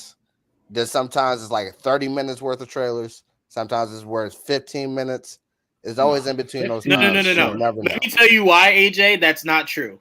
Me and Joel went to the wrong theater. That was about 25 minutes away from the correct theater. We sat in that theater and calculated the time we would have and only missed 5 minutes of that movie. Only missed about 5 minutes. That must be a New Jersey thing because over here it's like consistently 25 minutes. It fluctuates. It fluctuates for me. I'll tell you this, AJ. I'll accept maybe it's a New Jersey thing. But the fact that me and Joel did math and still made it on time lets you know how much we see movies, and we can almost calculate that shit to the exact. It's like 25 minutes. You got trailers, and you got the fucking stupid shit in the beginning, and then what's her name for a couple minutes, and then don't get me wrong. I always calculate the 30 minutes. That's like the perfect time. But sometimes my problem with that like 15, 20. The idea of them telling people ahead, I think this is gonna make people come later, and I mean that's on y'all. But I think telling them that's a bad idea because people just don't. Also, I hate when people come during when the movie starts. Right, I hate that, and I feel like more of that's gonna happen if you tell them. When I'm sitting down, I don't want to get up just so y'all can just move over. Yeah, it's like 10 minutes in. I'm like, why'd you bother coming in? Hey, I'll just say this: I don't mind it when I'm in the poor seats, but when I'm in Dolby. All right, higher tax bracket of movie theater going. Don't have me put my leg rest down you can lock the movie theater down. Like that specific. Apparently, theater, according to Didge, they do that at the Alamo. Where? They do? Yeah. They won't let you into. Well, supposedly they won't let you in. I've totally walked in. The door said, "Oh, you can't enter." The movies started. I'm like, "Oh, that's too bad." I just walked in. Nobody. I went to Atlanta and they wouldn't let me. They wouldn't let. It was when Endgame came out. They're like, "No, the movie just started." I'm like, "Oh, no, that's okay. I don't mind that I missed them." They're like, "Oh, no, I don't give a fuck what you care about. Yeah, I'm not letting you in." You ain't going in. Like, oh, that's what I need. All right. Well, then we went and saw Deadpool 2. I was like, all right, well, shit. Wait, you couldn't go in there? They wouldn't let me. They wouldn't let me. I love it. I love it. That's what we. I mean, I wasn't impressed. I had already seen Endgame. It was more so for like my mom and sister and them. Yeah, no, I wasn't impressed. I might want to fight. I might want to fight. Oh no, you shouldn't be late. You let me and walk right in there. Yeah, that's for sure. Be late. Yeah. No, you're not wrong, AJ. But that's why I didn't mind because we were late to the movies anyway, and we hadn't even bought a ticket. We were just late. Right? My problem is like, hey, sometimes you can't control your circumstances and you're late. Like the time that me and Juwaan were late, or the time it's mainly because I went to the wrong theater. I get confused because there's two different theaters and I run. That was a you problem though. I know, but I want to still be let in if I make it. You know what I mean? If I have 5 minutes, you know, that's not that serious. But if it was like a half hour, fine. I wouldn't even go myself. I wouldn't let myself in. I'm not going. I'm just picturing Joel splitting himself in two to stop himself. I'm not going. Wait, Joel turning into that Flash scene where he shows up at the house to stop his past self. You can't get in there, dog. The only reason I went is because we couldn't find a better time, or else I wouldn't have went. Right. Yep, and we still made it. So good time. Yeah. I mean, and shout out to Didge. I don't know what the beginning of that movie looks like, but me neither, and I never will. And I saw the movie twice. Missed the same scene twice. But shout out to Didge. She says that the law would only be in Connecticut. By the way, it was a state senator. That senator getting mad. He probably got a theater at home. No. I'm moving. Let's see. Yep. Jamie is a criminal, a villain. She's just going where she wants. Hey, man. Jamie's lived in New York too long. She has Timberland energy. Can't nothing stop Jamie no more. We got some news about the Mandalorian and Grogu. Star Sigourney Weaver says that Grogu has grown up a little bit in the new movie. Quote, I get to have scenes with a little Grogu, which is probably why I did the movie. Damn. All right. And he's a little badass too. Yeah, it's like, damn. She's like, fuck a script. I just want to work with Grogu. And he's a little badass too. Grogu has grown up a little bit and is capable of much more than maybe we think just watching the series. I don't really know how to take that line because we can only surmise what you show us. So I'm like, we only think he's capable of what you show us, and it wasn't really much. So he already did everything. No, I don't think he did everything. Jedi's don't do nothing else. He's never used a lightsaber, so I think he is capable of much more. That was just him trying to be a dick. Oh, got you. You see, they don't use their potential. Forgive me. No, they don't use them to what you want them to use them to, where they blink and someone catches on fire. That's the kind of shit you want them to do. It seems elemental. They take a deep breath and the body just starts to rot. It's like that's the power Trevon wants them to have. There's not really much to take from that. Does anyone get anything from that, really? There's nothing really to take from that other than... When the movie coming out? What's the date? Next year. Okay. Next year. We might get a trailer Star Wars Celebration. Yeah, that'd be cool. That's when we will be getting the trailer. I want to get into two very important things before, because I don't want to keep us too long before we get out of here. So I'm going to take a quick pivot because I want to go into gaming real quick. We did have the State of Play today. Yeah, even though they owe us more than that, much more than that. But Jamie, I want to ask you this question specifically. Apparently, GTA 6 publisher Take-Two says they plan to support the Nintendo Switch 2.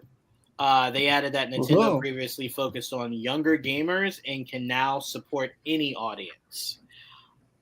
Now, as someone who plays games that people say you should not play on Switch because it, like, you know, the quality is reduced. I don't care. I don't care. I like the ability to play Red Dead Redemption on the go. Yeah.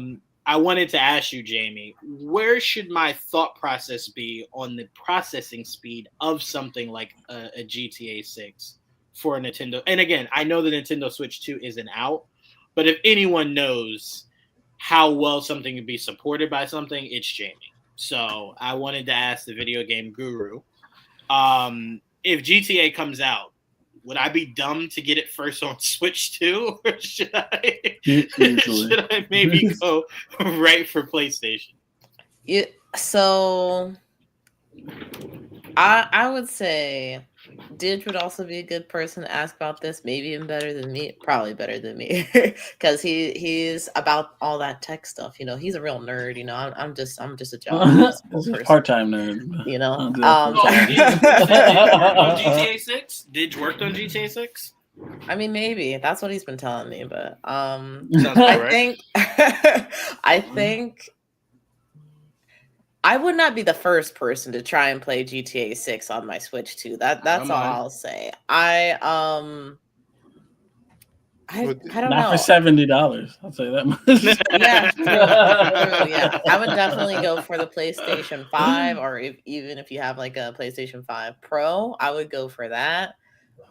Versus trying to play it on the Switch. We don't know what the Switch 2 is capable of at this point. Maybe it could run it. I don't currently think so. I don't think so. So there's a lot of leaks with nothing confirmed. Yeah. I think the support, as far as what Rockstar might be saying, they might port over GTA 5 if it's not already on the Switch. And probably port over like Mafia games. I don't know if Mafia Old Country would be able to run on Switch 2, but I'm sure that there are other titles that were previously on like the Xbox One gen or PS4 gen that they can now bring over to the Switch ecosystem. I don't think it's going to be anything like Mafia, Old Country, or GTA 6. At least not right now. Mm-hmm.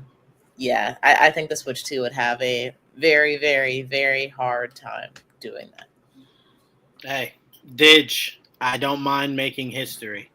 If any GTA is put on, any of like the last one or the new one is put on there. Like I was one of the people that was inquiring about Hogwarts Legacy. I'm like, did it set any of y'all switches on fire? No. All right, I might try. Well, they turned down all the. It's very much a lowered version of the one that's like on the console and the really PC. The quality and the character, like the detail, all that stuff has been very much lower. You saw Mortal Kombat what looked like on the Switch. I will neither confirm nor deny. I will not allow you to disrespect the Switch. I feel like we might be underestimating Nintendo. I feel like they can. They see this. They see the Steam Deck. They see, they see the ROG Ally. Yeah, they're seeing all these different handhelds now. They're not the only one out here. So I feel like they know that it has to be powerful enough to keep up. It can't just be Mario and that stuff now. It has to be a little bit more. They got Power. They got Pokemon. I ask you, it does Mario Rivals too, right? No, it does not. It doesn't? No, I don't think so. No, okay. But I ask you, I'd be playing it on Switch. I think the next one they will. Why does it have to be like up to the standards of like a ROG Ally or a Steam Deck? Because like Mario Kart 8 is one of the best selling games like every year, and it's running on the Switch. It's 8 years old. It's an 8-year-old game. People still play it. Like they don't. At least on like the Nintendo's platform, they don't really care about like power or anything like that. Yeah. Now they will complain when games start to like chug a little bit, like we've seen in the past couple of years. But even then, still bestsellers, still selling like crazy. Because now, like, okay, so people that have the original Switch now, they'll just keep that. If you don't keep up with the times, there are a lot of people that are still emulating on these Steam Decks and ROG Allies and everything. What is the appeal? I could just do that, emulate, and use those same games. People have the ROMs all the time and have these new games, like even the newest Zelda, that stuff, they have it on their Steam Deck, their ROG Ally. If you already have that, what would make you want to get a Switch 2 just for that game where you could probably get the ROM some kind of way? Might not be the legal way, but you could probably get it and still play it probably better on those systems that you would on the Switch. So they're not the only one out here now. They're not the only handheld. That's what I'm saying. Before they were the only one. Now they're not. There's a lot more of them now. See, I think the thing that hurts my heart the most, Trevon, is that there's just nothing forcing Sony to spin the block on a handheld. There's just nothing, also, right? That's another thing. They got to think about that. This Microsoft and Sony could do one. Like, well, Microsoft does one. No interest. That would kill it. I need Sony to spin the block on that. That PSP was ahead of its time. It just was. It really was. PSP is great. PSP doing was even better. Right. So for me, I'm just like, I think for the time you did it, I think, unfortunately, I think Sony looks at the PSP the way that Warner Brothers looked at Green Lantern for all these years, right? So where it's like, no, we tried it. Wasn't the best. We're good. It's like, no, don't do that. It was a different time. Try it now. Try it again. I feel like that thing that they put out, the portal, basically extra controller. Yeah, I feel like that was a test subject. It's a test subject. I just feel like it was a test subject. Like, let's see. And it's doing well. Now they get ready to put a black version out for it, and it'll be good. That's all they had to do was just make it to where I could play games outside of Wi-Fi, and that thing would have been a hit. I don't know why they thought, let me dip my toe in. I think it is a hit already. It was a shock. It was shocking, but it would be a bigger hit if it had like built-in Wi-Fi. Would be absolutely, absolutely. Wait, hold on, everyone, hold on. No, Didge, you were part of that parade that was shitting on Xbox to get me out of it, to get me into PlayStation. You will not sit here and now act like anything Xbox would be good. All right? You and Joel bullied me out of Xbox into PlayStation. I mean, to Didge's point, though, He has a point. You should have. I mean, what's the difference between an Xbox handheld and a Steam Deck? You can play Game Pass games. There you go. You could do that on. I mean, you could do that on those too, though. I don't think those were never words that came out of your mouth. Your words specifically were "stop playing trash." Those were your words. Maybe more so Joel's words. I believe it. Sounds like something he'd say. Right? But you were with them. You were with them, Ditch. See, the thing that the Portal is missing in these, downloadable games, so you can play them offline. It needs to let you use Bluetooth. Apparently, it doesn't have that either. Well, it lets you use Bluetooth on PlayStation products, but apparently not other products. General Bluetooth, like any headphones you want. Which the Switch just recently got, so who knows if they're going to continue to do that. So I don't know. That's true. Yeah, they need to keep I don't that. deny it, dude. I mean, whatever they added, they need to keep it going as well. That's another thing with Switch too. I will say this: they need to keep going with that. See, I'm on your side, Trevon, but I'm also like, if Nintendo did all the things that you just asked for, I would be incredibly shocked because they just don't move that way. they like will sacrifice. Look, they're usually the only one out here with their shtick. They're usually the only one. Like the Wii thing, the handheld to the dock thing. That's the only one. That or not. Like with Nintendo though, it's like they have this thought process of Connect fail. Don't if it works, but don't fix it. I feel like that's their motto for everything. They're still one of the most successful. Problem with Nintendo is they work the same way that was it Rockstar or Rocksteady that does GTA? Rockstar, right? Rockstar, yeah. Yeah, it's the same thing Rockstar had. Once Rockstar saw that y'all were still giving them money for a game that came out 30 years ago, they said, I ain't about to make another one. The fuck is wrong with y'all? That's stupid. Nah, here. Online. More online shit. If it's not broke, don't fix it. No one else made anything like it. That's what I'm saying. Well, no, people have tried, because remember, Saints Row exists. So people have tried. It just can't equate to GTA for some reason. Yeah, and I think even with like the whole emulation thing, like even people that have Switches are emulating their games because like the Switch runs not optimally at some points in time. So, but they'll still like buy the Switch, buy the games, whatever, because like, it's Nintendo. It's the only place that you can get those games, at least in an illegal sense. If you are willing to go the illegal route, then I doubt you care about the Switch 2 being more powerful or not.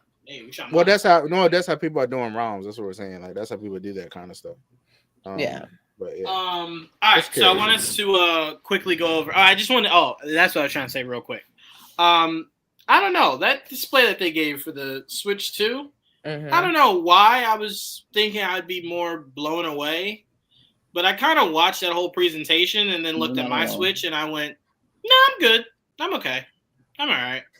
Yeah, it depends on the game. It depends on the game. Didn't. Only way you're gonna get Juwaan is if you tell me Super Smash Bros. You do another Super Smash Bros. New one's gone, new one's in. Let me see if I can like that's the only way. That's the only way you're getting me too.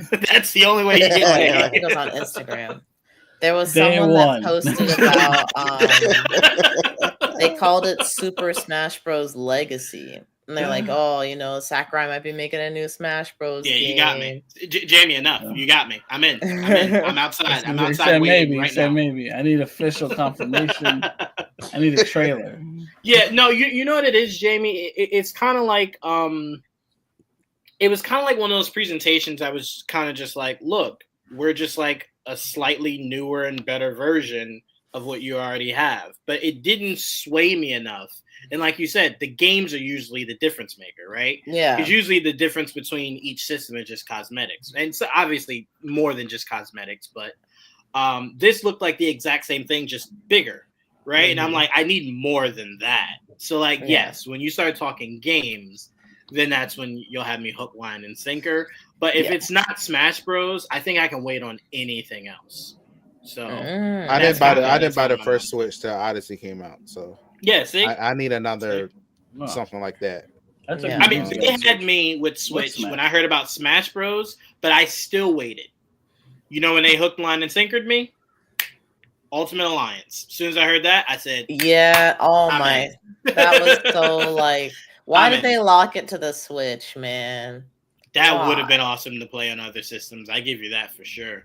Maybe if I haven't played it because of that. Play it again, it can maybe get famous enough to get us another one. Somebody was talking about Ultimate Alliance the other day on a podcast I listened to, and they're like, "What if instead of doing like Marvel's Ultimate Alliance, they did like a DC Ultimate Alliance instead? That'd be fun. Like repackage it that way. It's like new. People haven't really tried it before. There was something similar back in the day. DC Online. It's called that's the Justice League Heroes. It was called. It was it was kind of like that. Or unfortunately, it didn't really go very far, but I did like it. I like the sign of that, or just Ultimate Alliance 4, whatever. Or I would take a remaster of 1 and 2. I would love that to be able to play on the Switch. I'd love that. Interesting. We're so far from that too. That's crazy. That's what I'm saying. I'd love a remaster. The second one was basically the video game version of Civil War, the comic. Exactly. Civil War. No, it that's what it was like verbatim. Like verbatim, that's exactly what it was. Metroid Prime 4 couldn't get me to buy a Switch. Nintendo has fully lost me, I fear. Interesting. I was never big on that. To me, anything Nintendo was Mario based for me. So that's why something like Super Smash Bros. Or a new Mario game. Smash will get me. It's probably what would get me more so than anything. I'll still probably want day one is a little much, but it is definitely now something I'm more excited to get. Yeah. DJV, look at that. It was fun. Doesn't hear it was fun. The things that DJV knows and then doesn't know is always hilarious. Like he'll say some shit like that I've never heard of, and then he'll say something like, "I didn't even know Godfather was a movie," and I'm like, "What?" Like, huh? He just like me for real. You should be ashamed. Ashamed, I tell you. No, it's not my kind of game. I don't have anything disrespectful to say. It's just Metroid's not my thing. It's not my thing. I'm not good at it. I don't like first person, and Metroid Prime is first person. Yeah. I like side I have the what's it called? Metroid Dread? Dread. I have Dread. Speaking of that, shout out to Mike because I thought it was the funniest thing with Overwatch saying, Oh, but y'all like Marvel Rivals because you can see. Okay, all right, we'll spin the block, bitch. we'll spin the block and do the same thing. It's like Overwatch, you're dead. Okay. Hey, I will say this: I want to be Punisher now. I appreciate them for doing that. I might try it again now. Marvel Rivals would have to hit a lull for me to do it because it's the same thing. So it would have to hit a lull. I'm not gonna stop playing Rivals, but now I would be more intrigued to play. Yeah, Overwatch is fun. I'm glad that it's hilarious. Like they've got to the point where I was so happy they brought back loot boxes. I'm like, this is where we are now. I'm like, I'm happy that they brought them back. All right, before we get into the shows to wrap it up here, anything stand out to you guys for the state of play? It was the Something of Samurai game that comes out next year. Mamushu or something like that. Onimusha? Yes. Oh my God, my guy, come on. Onimusha. What do you want me to do, Joel? I'm not good at it. Okay, what do you want me to do? I almost said babushka. Okay, I don't fucking know. Babushka. I'm very excited for the look of that. I like those samurai games. So that's the only thing that really interests me. Anything stand out to anyone else? Yeah, Tides of Annihilation looks really good. Mm-hmm. That looks cool. Who knows when it's gonna come out, but it did look cool. Yeah. Lies of Sorrows. I do need to play what's that game called? Returnal? I do need to play that because Sorrows got me very interested. Sorrows look good. So. I thought Sorrows was Warhammer because he always talks about that. I was like, this is Warhammer? That's what I thought it was. It didn't look like Warhammer. I don't know. I just assumed because I saw him. I thought Warhammer. I like that Trevon played it safe there. I thought it was Warhammer. Yeah, so I might get Sorrows this weekend. I'm gonna play that. Is it out? No, not Sorrows. I meant Returnal. Sorry. Oh. I was about to be like, well, damn, I missed that. It would be cool if it was like a shadow drop. Oh my God, 27. They did shadow drop the Warriors game. What was the Sauron says 2026. Oh, Dynasty Warrior one. Yeah. Warriors Abyss. And it's $25 apparently. That looked pretty cool. It's funny what Didge is saying, because the first thing I thought about when Didge said that is when they came out and said, "Hey, we're working on a new Batman game." I'm like, "Oh, okay." Yeah, we don't know when it'll come out though. I'm like, "Oh, well then don't say stuff. don't open your mouth next time." Wonder Woman. Why are they saying, "Oh, we're doing this game"? 10 years later, we're going. At that point, stop talking. Yeah, don't say anything. Keep your thoughts to yourself at that point. Yeah, just keep that in house. Trevon, you were naming some games, and then we'll hit Jamie and then Joel, and then move on to the shows. I said Lies of P Overture, I guess. The Ties of Annihilation. Is that like an expansion pack? Is that what? Yeah, it's the DLC. It looked cool. You know what I mean? Same thing. Tomato. The Ties of Annihilation, like it just said, and Sorrows. Those are the three that I took screenshots. Hell of Us looks dope as hell too. See, that was gonna be the game I named. Every time I've seen it, it's always very intriguing. So I'm like, you know what? I kind of think I need to play this. Like, I'm very intrigued. That one and Darwin's Paradox. I thought that one looked interesting. It kind of reminded me of Octodad mixed with like Little Nightmares, and I want to know more. I'm still Trayvon. You know what game I'm still reeling over? That space game with what's her name? That was the black lady that was the lead of the game, where she was like pulling out like that massive sword and shit. Intergalactic. Yeah, I'm that game lives rent free in my head, like a lot. Joel, is there anything from State of Play? Obviously, the same. Like Onimusha, obviously, because I've been playing that series since I was a kid, and so now that it's back, and they're doing the remaster for part 2, which is fucking great. I love Onimusha 2. So yeah, I'm very excited that the series is back. I've been complaining for years that they should bring it back, and they just only focus on Resident Evil and shit. Very annoying. But I'm very happy it's back. So says the guy that just played and beat Resident Evil. By the way, I just got into it. I'm fucking almost 40 years old. Like imagine. So imagine. There's a game where you're on 3, right? I'm on 3. Yeah, I'm on 3. Oh, 4 is so good. I know. I'll get to 4 next. But yeah, I just got into Resident Evil. No, the games are so much better.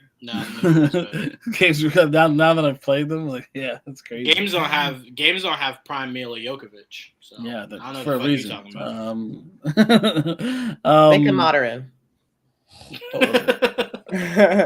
gonna do another Resident Evil, so we look forward to seeing how that plays out. And they're bringing it back into live action. Yeah, I heard about that. I don't know how to feel. We'll see. Well, the guy that's doing it sounds very passionate about it and has made it clear it will not be whatever the fuck Mila Jokovic had been doing for over a decade. So it's a good start. It's just, yeah, I guess, but like everything that I've seen Resident Evil has just been weird. I like the show. I really did like the show. Again, it was a bit corny. But I didn't think it was that bad. I mean, I thought it was the best thing Resident Evil had live action. It definitely was, which is sad, but it definitely was. Damn. Oh, I wasn't a new. Yeah, it is new. It's using old style. The Shinobi game. Yeah. I fucking love Shinobi, and it plays and looks just like the Shinobi I remember too. Mm-hmm. So it's like a modern remake of the old ones. I'm like, perfect side scroller. I love it. It's very much old school Shinobi. I love Shinobi. So that, and of course, Metal Gear Solid Delta. We have a fucking date, so I'm very happy about that. Fine. I feel like that game should have come out so long ago. I thought it was gonna come out last year. I thought it was out for a while. And then they're like, no, it's not. And I'm like, I'm so excited for that too, though, because of course, big Metal Gear Solid fan. See, it's tough. Like, there's a lot of stuff coming out this year, and I'm like, I can't commit to it being day one because I'm like, what if Ghost of Yotei comes out like a week before? We don't know. We still know nothing about that. I'm surprised that wasn't there. I think there's a lot of things. Play. What's the new was it Naughty Dog? Intergalactic? Is that what it's called? Yeah. That looks like I want more information on that. Looks pretty good. I'm excited for Directive 80/20 with Shauna Lynch. Yeah, I am too. That looks crazy. Yeah, I will say the one thing that put me off is it kind of reminded me a little bit too much of that Josh Duhamel game that came out like a year or two ago.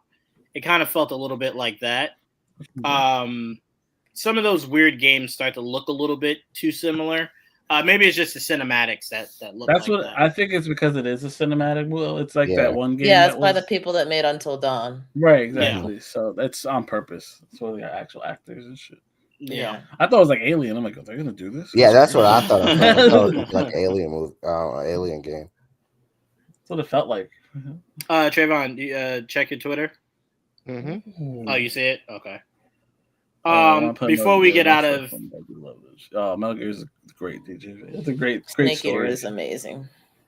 Before we get out of video games, we did get something from Mortal Kombat. Oh, the movie, yes. Johnny Cage. We got our first look at Johnny Cage. Interesting. Sure. Cool, I guess. Cool. Sure. I'm just excited for him to come back. I can't wait to see the next one. It's always been an uphill battle for me when it came to this casting. Carl Urban is phenomenal, and there's very few things I would doubt Carl Urban on. It's just I felt like this role I could have given to like 6 other people before Carl Urban. You don't think Carl Urban when you think Johnny Cage? Not at all. Not at all. I agree. Joel, you want to know what's sad? I think The Miz before I think Carl Urban. So it's and that's like, a wrestler. So imagine The Miz's whole persona is Johnny. So it's like, for me, it was kind of just like, nah, cool. I mean, he'll act his ass off. That's not what I'm worried about. But will he be Johnny? Is my question. I like part of Johnny's character is like the physicality and. In the douche, right? I don't know. Yeah. Like, I haven't seen Carl Urban like do stuff like that, so maybe he can. I don't know. I'd say the closest thing. No, I wouldn't say The Boys. Well, you know what? I won't take that from you. I'm sorry. I won't take that from you. The douche aspect, yes. The Boys, he nails that. Johnny is a different kind of douche. So Johnny's not an asshole, and I think there's a difference. I think what Carl Urban does in The Boys, he's just an asshole. Being a douche is different, in my opinion. I don't compare those two to be the same thing, but maybe it's semantics. But again, I don't want to harp too much on this. We got the look here, and we did get the first official logo. We still don't have a trailer, still don't have a release date. So I'm like, we do have a date, I think. Do we? Because the poster came out and it just says coming soon. So I thought there was a date. Maybe there is. I just don't know why they didn't put it on the fucking poster. Yeah. You would imagine that would be number one priority. I would have thought. So that's why I thought maybe it doesn't have a date. Jamie, does this excite you in October? Is that the presumed date or their actual date? It just says release date October 25th or 24th. Cool. Then we'll hold them to that. Okay. Jamie, does this do anything for you as far as excitement for the movie? It does intrigue me. After watching the first movie of this franchise, I guess this most recent franchise, there wasn't a whole lot that could have brought me back to watch another movie. But when they said they were going to do Johnny Cage, I'm like, okay, well, I have to see what they do with Johnny Cage because he's a really fun character. Like I was saying earlier, like I think Carl Urban can definitely nail like the kind of douchiness that Johnny has. I just wonder, like, as far as fighting wise, how he'll hold up. Or you know what's funny about you saying that, Jamie? Like, real quick, one thing I did not have an issue with was the fighting. No, yeah, the fighting didn't have the fighting. No. Didge. I'm referring to the actual movie poster of Mortal Kombat. It just says coming soon. It doesn't have a date. Not this one. the actual Mortal Kombat logo poster. But sorry, Jamie. What I was saying is, I didn't hate the fighting in the first one. I just thought the story wasn't strong, and I didn't like Cole. So that was my biggest issue with the first movie. I didn't really have an issue with the fighting. I think the movie started off very strong. Mm-hmm. It weaned, and then it that had was the best part of the movie. Honestly, was right, the beginning. Right, and then I thought the ending wasn't horrible. Some of the stuff in the middle I could live without. But I thought some of the fighting was good. Again, but I'm different because I loved the first Mortal Kombat. I don't allow any shit to be talked about it. Now, there was only one. I don't know what the fuck that cosplay second one shit was, but I love the first one. Super cheesy, right? Looked super wrestling, kind of fake, but I love it. So I thought this did well fighting wise. I just couldn't get behind the story. Just didn't give a fuck. My thing about like I, understandably a lot of these actors are gonna have stunt doubles, but even then it's just like Carl Urban, not to I guess be offensive or anything, but he's not a young man. And I envision Johnny Cage as a young man, getting into trouble and doing stupid things. So I wonder, I feel like you have to kind of change his story a little bit to kind of fit like how Carl Urban is, just his age, I guess, for him to act a little bit more his age. I guess, I don't know. For me personally, it would just to make more sense. If they don't, I feel like that makes it even more strange because, like, bro, how old are you acting like you're 20 something? Like, come on, man. So I don't know. It goes to the charm of Johnny Cage, like it's very much who he is. He's like he won't mature, so he's kind of like, so even if he's an older character that won't. Like, I still do action movies. I'm an action star with my fucking name in it. You know what I mean? Like, that's not unheard of. Like, them going that old, because to me, it's more, my issue with Carl Urban is more the physicality of it. He's not known for his martial arts. Johnny Cage is a martial arts action star. You know what I mean? Yeah. You got an actual actor to play it, which is fine, but he's a action star, not more of an acting type of character. You know what I mean? That's what his whole thing is. He's not an actor, and that's what he doesn't like. Like, I'm pigeonholed into this, but that's what he also pushes it. Look at it. It's Uncaged Fury. Right? Starring Johnny Cage. That's his thing. Yeah. I mean, that's why I said, all right, cool. AJ, Trevon, excited at all? Nope. I'm ready to see Lulu Lynn. I just want to see Lulu Lynn again. So, I'm a fan. I'd love for the character to just mean more. I'd love it so much. It's only been what every fucking game has been about since its inception. But whatever. Just stupid old me complaining about nothing, right? All right. Let's move on. We did get new episodes of Invincible. Obviously this week's episode has not come out yet, but we did get no, that's tomorrow. Okay. But we did get new episodes of Spider-Man. There was about 3 of them that came out. Yep. So we'll start there. I thought this show. All right. So I wasn't here to talk about this with you guys last week. I think what I hate about this show, and I mean hate, is that it's given me a better reality of Spider-Man than the one I'm living in live action. And that I hate. It's doing all the right cool things. Now, I don't necessarily like starting off with Norman Osborn and Harry knowing who Peter is. That bothers me. But seeing as though the movies did the exact same thing, you kind of just brush it off. But I do like that this show is essentially an alternate universe of what happened to the 616's universe of Peter's life, right? Like, not Tony, Norman, right? I think that was really, and he's friends with characters that become superheroes. I think that's really cool. Joel, it kind of gives me flashbacks of Super Friends. Spider-Man and the Amazing Friends? Was that what it was? That's what I meant. Sorry. With Iceman and was it Firestar? Yeah.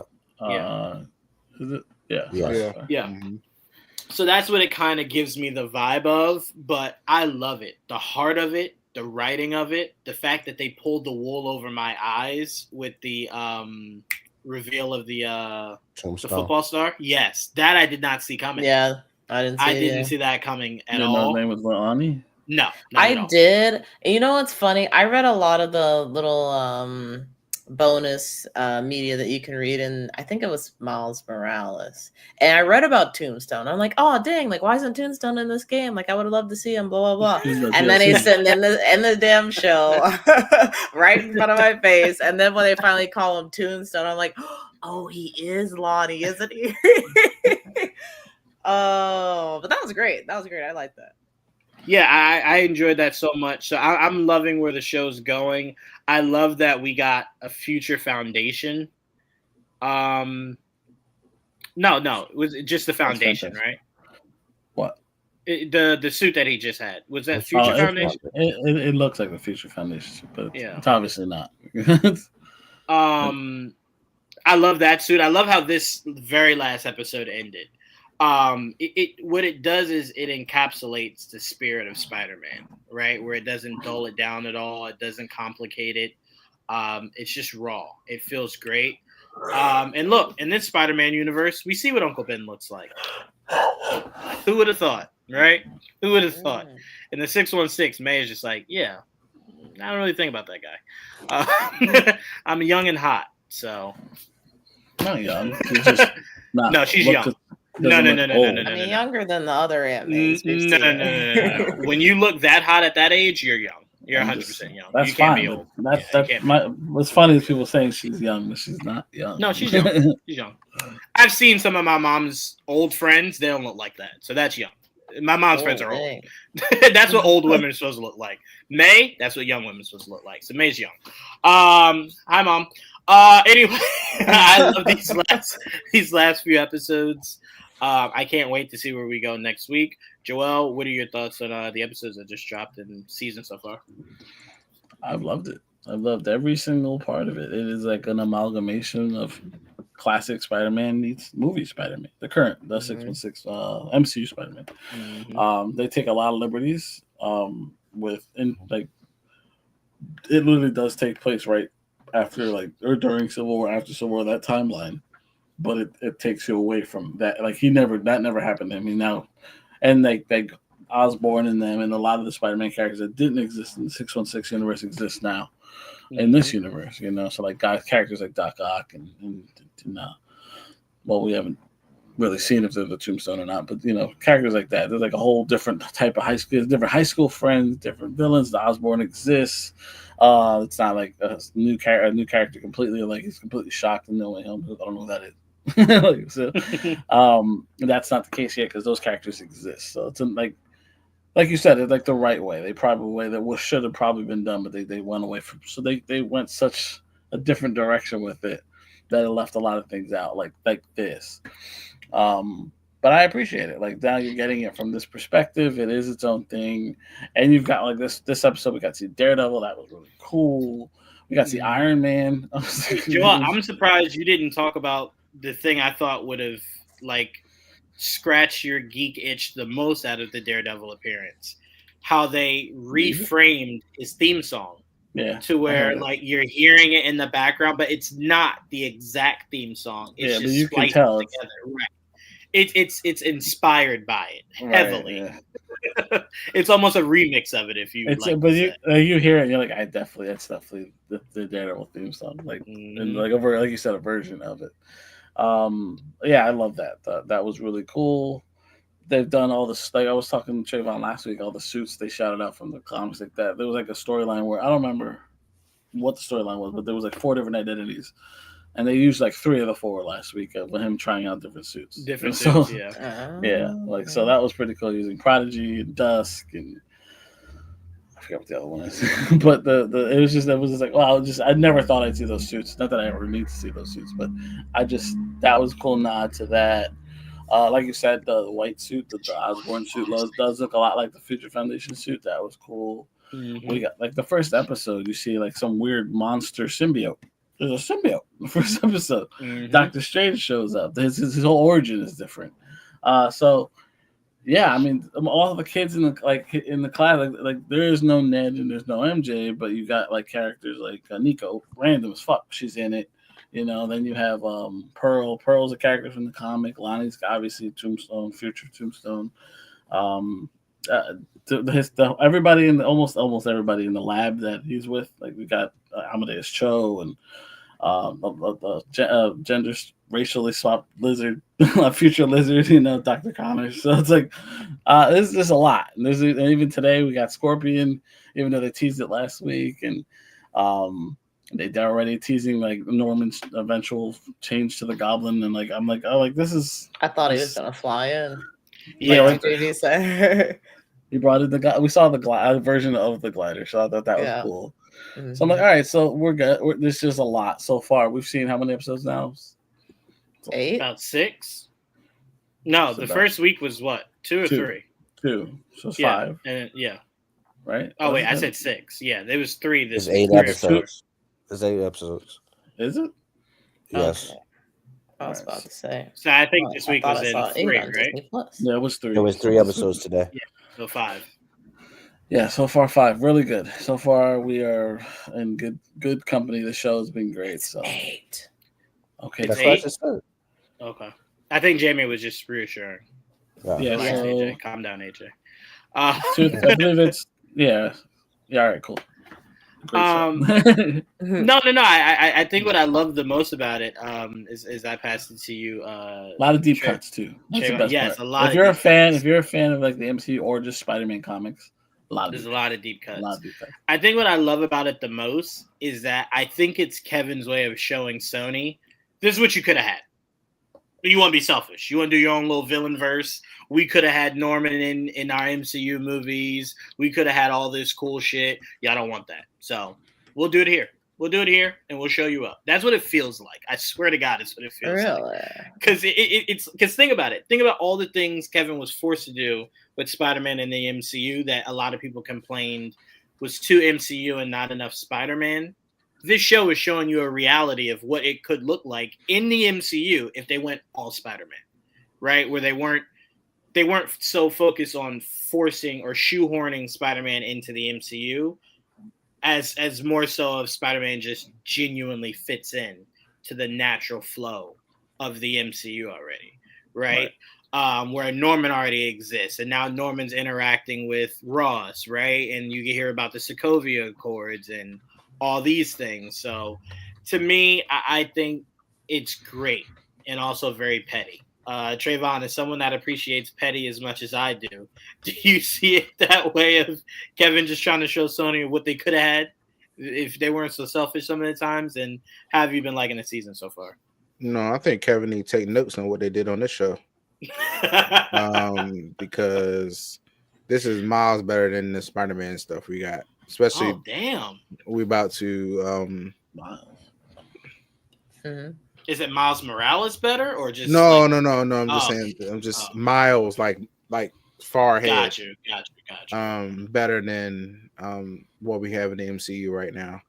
I told you, I've always said I'm not looking forward to the Spider-Man that's a loner by itself, sad, down. I'm not for that. So I wasn't excited about him being without everybody at the end of that movie. So we weren't either. It's just me and Joel kept telling you he's just gonna make new friends. Like I don't think. Yeah, I'm not looking forward to starting be over. him alone. I'm not looking forward to. I didn't want to separate him from the universe again. If that's what you were thinking. I said I ain't in this shit for another ride. No, I'm good. No, retcon that shit and act like it didn't happen. I don't know. Okay. But yeah, that's whatever. I'm enjoying this a lot more. I'm especially now we got a little tease of Nico, whatever she got going on with this necklace. Is protecting her or whatever. I was like, well, she do got magic or something. I was like, cool, here we go. So I was waiting for that. I was like, I said, does she have the damn staff? Does she have anything? Like, what's going on? But at least we know she got something going on. I will say it always. There's 2 episodes left. There's 2 episodes left. Yep. 2 episodes. Oh, so then there's only 7 episodes. It's a 10 episode season. Today was 6, 7, and 8. Today was 6, 7, and 8. So we saw 3 last week. You're right. Yeah. So this.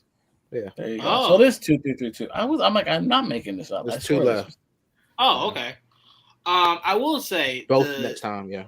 The thing I hate most about the whole Nico thing is I always find it so annoying when the friend finds out that their friend is a hero and they're like, I can't believe you didn't tell me. It's like, that's the first thing that comes to your mind, not the fact that I've been out here almost fucking dying every day to save this goddamn literally city. Almost this time. Literally. That's what I'm saying. I'm like, your first thought is, how come I didn't know? Now, you know what? Thank you for saving the city. No. But this is a constant theme in superhero-dom. Yeah, where like the friend will come out and go, you didn't tell me. I almost died yesterday. Can you back up a little bit? No, dog? literally. Like, if he never worked with Norman, he would have died. 100%. Even working with Norman almost killed him. He would have gotten, like, even if he did work with Norman, he would have gotten to this point without it. Because this is still his friend going through all this stuff. This still would have happened. So it's just like, whew, man. I did find it hilarious that Norman was just like, you webbed them up? Good. All right, bye. It's like, whoa, hey. Can you make sure I get home safe? God damn. Like, nah, Norman's like, I'm out. I got other shit to do. AJ, how are you liking the season so far? I'm loving it. I'm loving it. They need to bring that. They don't do that anymore. I know. Sucks. Oh well. Yeah, I love it. I remember there was a time where I was like, I was not excited for this show at all. It's the animation. Yeah. Remember, it was with his really based on the look of it, more so than the actual story. The story right now works for me perfectly. It feels like Spider-Man comics. It feels much what Trevon said. It feels much better than the MCU. What we got in the MCU so far. I still can't get over how sucky it looks, but the story itself is something that we actually need in the movies, and hopefully we do get it within, what is it, the 4th Spider-Man movie we're getting? Yes. So I hope that's that.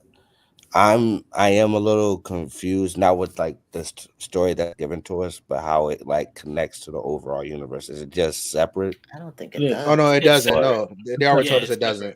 Yeah, they did. Yeah, okay. That's why they're showing you everything's changed. Like, because remember that scene where Norman walks in, where Peter walks in and Norman's sitting in his living room. That's the exact scene of Civil War when he walks in and it's Stark. He was never at Civil War. Remember? So I wasn't. I'm aware of that. I'm just like, I wasn't aware that it used to be. It was going to be like a prequel for Tom Holland's. At first, it was going to be called Freshman Year, and then they stopped all that. Here's the thing. Separate. Here's the thing, guys. They're trying their hardest to show you what this world could look like, but in a different light. Because think about it. This guy that's voicing Peter sounds exactly like Tom Holland. You had Charlie Cox voicing Daredevil. Like, it's essentially connected, but in another universe. Like, another branch timeline. Another branch timeline. Right, exactly. But my thing is, I thought that it was like going to be a retcon because I didn't have like no prior knowledge to how this universe itself would like fit to the MCU. So within like the first 3-4 episodes, I thought it was just like retconning Spider-Man's that would be a big mythology. That would be massive heading into the 4th movie. You can literally just look at this as like a branch timeline. You're right. That way. Yeah, you're from right. the beginning, very easily be that. Yes, like for example, this show shouldn't exist if we weren't in a multiversal storyline. If there was no multiverse storyline, then it's like, what are you trying to retcon this? They could reach in here for Secret Wars. Technically, they could. If they wanted to reach in here and get Norman Osborn, if they wanted to, good. The part about this show that it shouldn't exist if we didn't have like the branching multiverses is where I start to get a little bit confused with us like trying to get out of the multiverse saga. Because like I like stuff like this, and I don't think it should stop just because we're not in the I don't think it will stop. I just don't think the movies just won't be touching on it anymore. No, Jamie. So what you would technically call this? What you would technically call this? Not is well.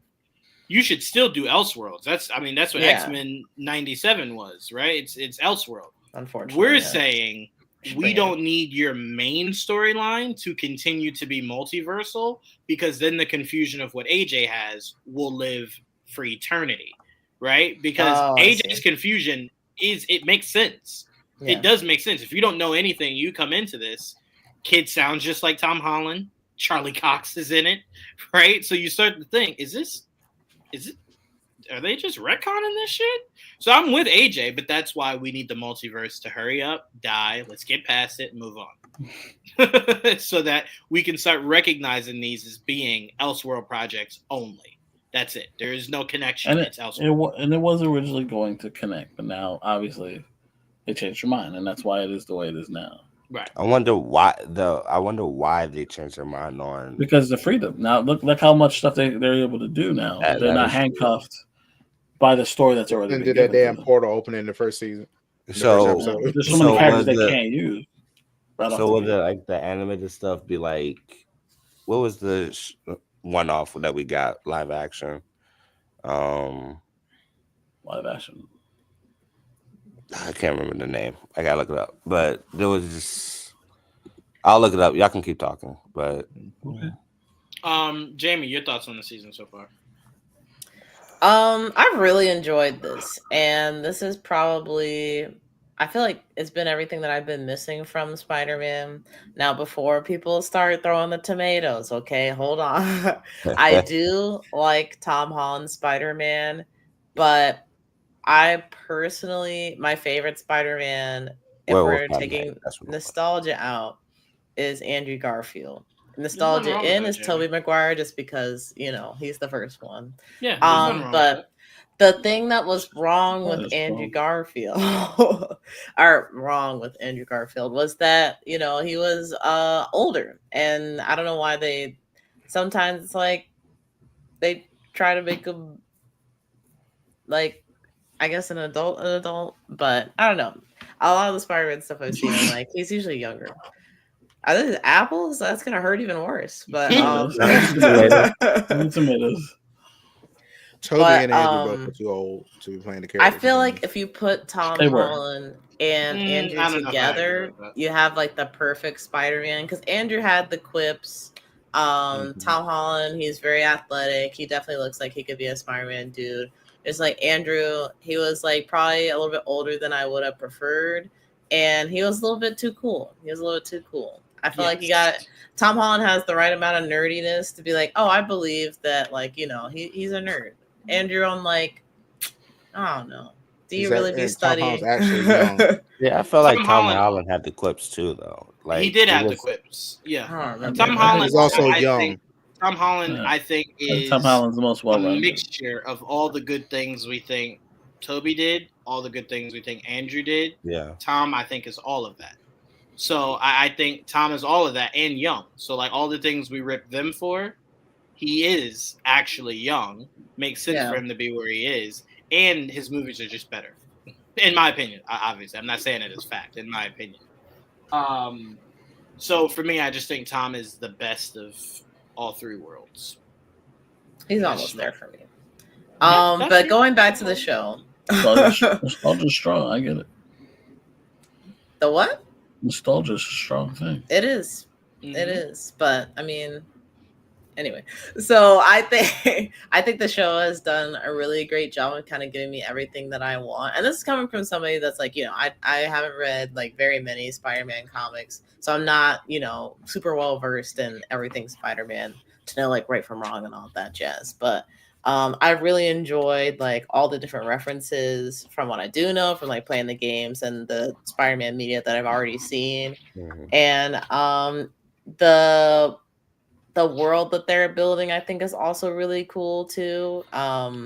Especially now that I've been living in New York for a while. Now it really makes a difference to me seeing the way they've portrayed New York and the people that live there, and even all the craziness with the villains and how that happens now versus how it's happened in the MCU.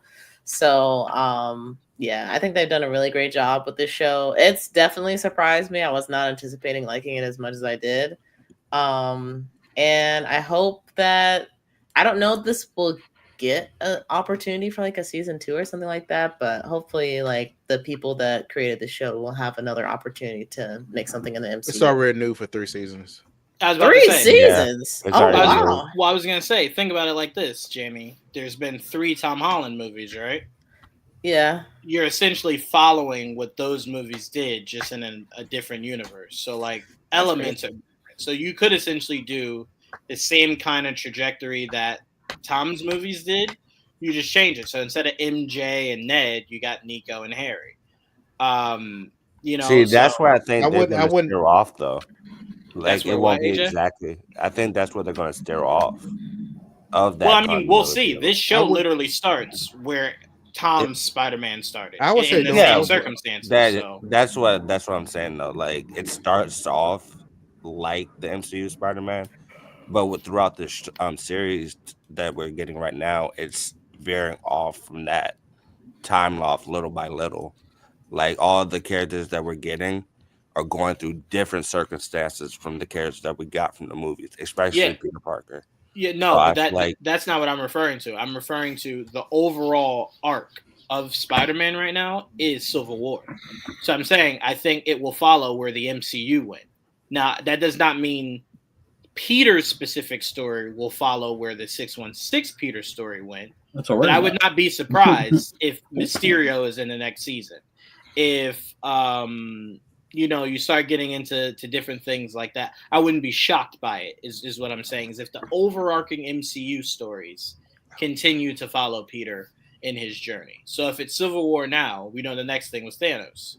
That might be the overarching story that's lingering in the background while Peter's going through the adventures he's going through. That's all I'm saying. I wouldn't be shocked if that's what they do. Because to me, if you don't do that, then why did you shroud this in MCU? You could have completely isolated this from anything MCU. So that's what I'm saying. It might not. See, that's what I'm saying. The reason why I think they wanted to start off like close to the at least Homecoming to Civil War is to see how drastically it could change depending on the situation Peter and his friends are in. That's what I'm saying. Like, depending on that situation, on this whole entire story of the MCU could change for that specific moment. That's why I think it's going like veer off drastically from what the MCU was doing. Like, you're not wrong.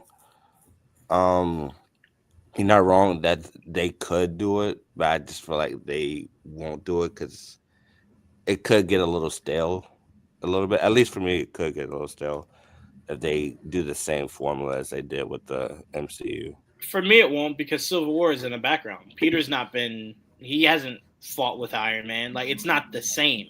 It's just that's the overall storyline that's happening in the background. So I wouldn't be surprised if season 2, the events of Infinity War are in the background. It has nothing to do with Peter. Imagine the blip happening during this. That's what I'm saying. Yeah, that's what I'm saying. That'd be interesting to see if Peter survives the blip.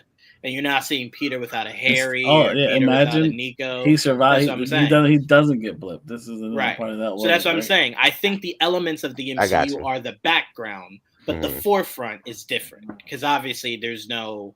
That would change a lot of things. Yeah, that's what I'm saying. That's what would be interesting. If they do all of that, okay. What if? That's what this is. I love how Jamie just stopped there. What if? Period. That's it. I just wonder if they just did that just so they could do the Sokovia Accords, and that's the last thing they use in the MCU. I was like, look, we just got that. We're done. Now everything else is just us. Like, it would be confusing because, again, it's like you didn't need to dip your toe in the MCU at all. You could have just made it your own thing. But because you did it, it seems like you're trying to show us what an alternate reality of the events of the MCU look like. So then, to me, I assume the background is going to continue to progress the same way the MCU did. But by sprinkling in the MCU timeline into this new timeline, whatever the fuck we're calling it,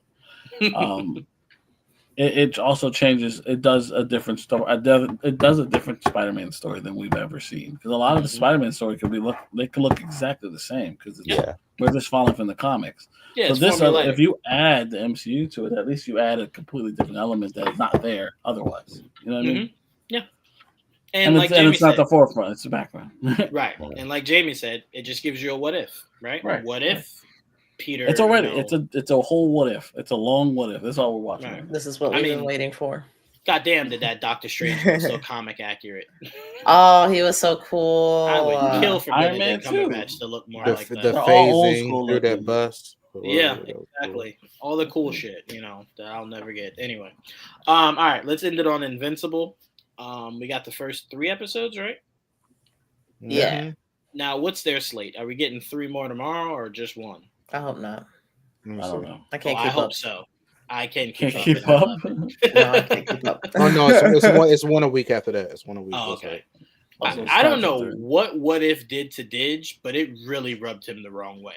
Didge is taking a shot at what if 4 times today. He saw that Howard the Duck episode, and he hasn't been the same since. Juwaan. It really changed that, man. Goodness gracious. Ducks need love too, Didge. I'm loving Invincible. I'm loving what they're doing with Mark. Did you guys see the comment that they said Mark in his blue suit is supposed to emulate Peter in his symbiote suit? Oh, I thought that was really interesting. I mean, he does look more evil. He does. But that's why I love the scene when he puts it on and he goes, I don't think this is me, right? Like he's like, I don't know if I like this. So it's gonna be interesting to see his symbiote Peter arc this season. That's all I had to say. I just want to add one thing as I pass it to you, Joel. Joel, did you know who voices Oliver? What do you mean, Oliver? The kid? Yeah, the kid. Do you know who voices him? I was shocked when I found out. Who? The kid from the Netflix series about the Deer Boy. Oh, is that him? The Deer Boy, yeah. Yeah, because once I found out it was him, I hear it. Like now I hear it. I'm glad he found another job. That's what I'm saying, yeah. But how you liking Invincible so far, Joel? I really like it. It continues to be very well done. The storyline is within reason because obviously it's adapting a longer story, so they have to shorten a lot of things. But I've liked. They're even showing me stuff I've forgotten, like, which is nice. It's been a long time since I read a lot of that. So it's like it's nice. It's refreshing to see it differently after knowing. I more or less where it's going. Like I can pretty much tell you what's going to happen, but I like seeing it from this perspective where it's like it's been so long. I was like I'm kind of I'm on the ride with you, so I'm like, all right, I know, but they may have twisted it, they may have changed something. Like they did things last season that definitely didn't happen in the comic books, but I appreciate it because they adapted it and it worked a little better or didn't. Like I already know what's going to happen with this kid and not going to happen with this kid, and I look forward to seeing how they adapt it and what's going to happen with dad and stuff like that. Like we'll get it. I mean, you'll see as it goes forward, but it's I love seeing the adaptation. So far, it's been a really good adaptation, in my opinion. So yeah, I think what I love about it so much is that it never feels stale. Yeah, like it just constantly is refreshing. And they introduce a lot of new characters. That's people I've forgotten even existed, and they obviously have to stay away from certain characters that they do and they use in the comic books. Like you'll get cameos sometimes from like other Image comics, like Savage Dragon shows up a couple times, especially during funerals for some reason. But he pops up once in a while. There was a couple other comic books that were not very popular, but they show up here and there, because it's kind of a loosely connected universe. It's their version of that, so we don't get a lot of that because obviously it's a separate world in this. But I thought that a lot of the characters they use are from their comics, so cool, works out. I like it. Yep. Jamie, how have you been liking it so far? It's been good. I'm glad that it's back. Man, freaking Oliver, man. What a little jerk. What a little jerk. My hero. I was gonna say that's Trevon's son. You go watch what you say. Trevon, love that boy. It's crazy because like he's legit, like could be evil. Because he knows what he's doing is bad. And then when he talks to his mom and Mark afterwards, he's like, oh, I didn't know. I was manipulative. Just doing stuff. And I was like, oh, he's bad. you could see he's been manipulative the whole time. Like when he got Mike, like, oh, you can teach me like as soon as I get my powers, right? He lied. He was like, oh, I have them now. So you promised. Can't take it back.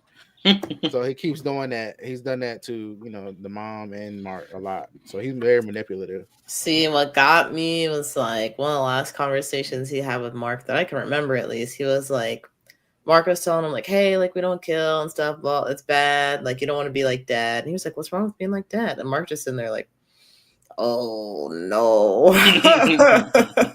He's like, oh no. So it'll be interesting because I feel like Omni-Man is going to come back at some point. So then it's like, will it be Omni-Man and Mark versus Oliver? I feel like they could easily take him. But at the same time, what if he's got some kind of X factor because he's, part whatever that alien race was? I don't know. You're thinking too small. I will always remind you of this, Jamie. Omni-Man has changed. He now is living for something. Right? That's why I'm like he'd be on Mark's side. No, I agree, but that's what makes Oliver more dangerous. Oliver has already told you he does not give a fuck about Earth or the people on it. So if he gets strong enough, it's going to be a long day for Omni-Man and Mark because Oliver won't hold back. They will. That's the difference. That's why I think Omni-Man was so much better suited to be the true villain for Mark in season 1 is that Omni-Man got to a point where he's just like, you know what? I don't really care about Earth. And you see how he just let loose. Yeah. I think Oliver is cut from the same branch. So it's going to be interesting to see if Mark has another level to go because I know Oliver will. I think he kind of does. Like with what you were saying about like this is Mark's symbiote suit. So I feel like that just entails like some kind of dark path that Mark will have to travel. Now, whether that leads him to like greater power or if it just means he has to change in terms of morals, I don't know yet. But this has been a really interesting start to the season. As Emily brought me back in because there's just so many good shows that are going on right now. Or I was like adding Invincible to the slate. I was always like, oh man, like what if I just like, chill for a bit on Invincible and I'll come back in a couple weeks and binge it or something. But then I watched the 3 episodes like, nah, I got to be here for like week. And I was about to say, I'll tell you this, you do that, you'll blink Daredevil's now here. Now you're doing Daredevil and Invincible catch up. So it'll hit fast. It'll definitely hit fast. Trevon, you want to tell us about your parenting of Oliver? I think he's doing a great job. I think he's right. I think he's correct. Kill the villains. You got to worry about them coming back again. Yep. I've said that for years. It's on record. Yeah. Don't run for president, by the way. He will be a problem. Or maybe he'd be a great candidate. I will actually get shit done. Anyway, I'll play that clip every day. I'll be his anthem. I don't know. I know it's bad that he's doing all the stuff he's doing. Mark is slowly losing his temper too. So it's gonna be curious to see how this goes. Cecil, I still think that was a bullshit move. That was messed up. But I do understand why he did it, but it's still fucked up. Like while he was knocked out, you put a damn bomb in his head. That's crazy. Come on now. You know what I thought was the most devious moment of that episode, Trevon, is right after Mark defeated all those bots and then told Cecil it's over. He just goes, he goes to the robot boy. It just goes, "Hey, let's fucking shit out my head." The robot boy's like, okay. It's like, yeah, come on, let's go. It's like, damn, Mark, all right, ease. Yeah, man. He didn't ask nicely at all. He didn't at all. He's like, you didn't do bring it. your ass. Yeah, bring your ass. It's like, damn. He basically said, if you don't do it, you saw I just did them robots. Don't play with me. Right. Come on. Or more importantly, you remember why you're here. My dad murdered the last team. So I can kill you too. So Come on. If he was smart, maybe he didn't take the bomb out. Or maybe he's the one who put it in there. Yeah, I actually don't think he took it out. They could have killed him. I actually don't think he took it out. Mark Maybe wouldn't know. didn't. Yeah, he wouldn't know. No, he wouldn't. He just knows it's not fucking with him right now. Right. Yeah. Yeah. Right. So. Yeah, but as soon as he knows exactly who to go to. Sure does. Be like, hey, what the heck? Does. I thought you took this crap out. Oh, 100%. Robot's head will be off his shoulders. That is for sure. Nah, fuck Robot. Do as you're told and get this damn thing up. But that's pretty much what he told him. He said, you don't have rights. It's Mark's world. That is crazy though. Think about that. You got to work with the guy who murdered the team you're replacing, whose dad murdered the team you're replacing. I couldn't go to work every day. I couldn't. I'd be afraid I say the wrong thing, spill coffee on Mark. He murders everybody. I don't know if I could do it. I couldn't. I'm too scared. Sorry. Also, God bless Rex Sploder. That man must be a cat. The amount of lives that motherfucker has is just unfucking believable. Yeah. And then I've only seen people beat up like that in UFC. Like that's the only time I've ever seen people beat that bad. Lady that splits, she's back now. Duplicate? I kind of figured, Duplicate. I kind of figured she wasn't dead. I'm like, there's no way you don't have a backup. There's no way. This is why God wouldn't give me powers. I'd forget to give it back up and actually now, die. Juwaan. I'd be in heaven like, and then back up over there, riding immortal. Trevon. I don't like that was in my ear. What? I don't like that. That's what she was doing. I mean, I'm sure there was more to it, but all right, we'll give that to you.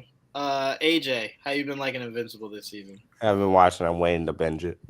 And you just sat through us spoiling everything for. I don't mind it. I've already been spoiled on the first 3 episodes, so it's okay. Oh my god! All right. Well, look, I'm happy for Mark. I would like for them to tell us, even if it's just superhero mumbo jumbo, how the fuck his mom got her arm back together.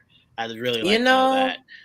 That's the first thing I thought when I'm glad they did that in the recap because I forgot that her arm was messed up in the first place. And now I'm like, how did they fix that? You saw what happened to Cecil and look at him now. I did, but I'd like for them to tell me that she's that part tells robot me they can now. fix anything now. That's what I wanted. I want to know that his mom's part robot. Artificial skin. Yeah, I just want to know it. That's it. Anybody they told us. I know somebody said not Eve that that's earlier. what she got. I want Eve to crash out on her dad because he's an asshole. She might. Juwaan would forget which one. Like he don't gotta die, but he gotta know that he's an asshole. No, he should have been dead.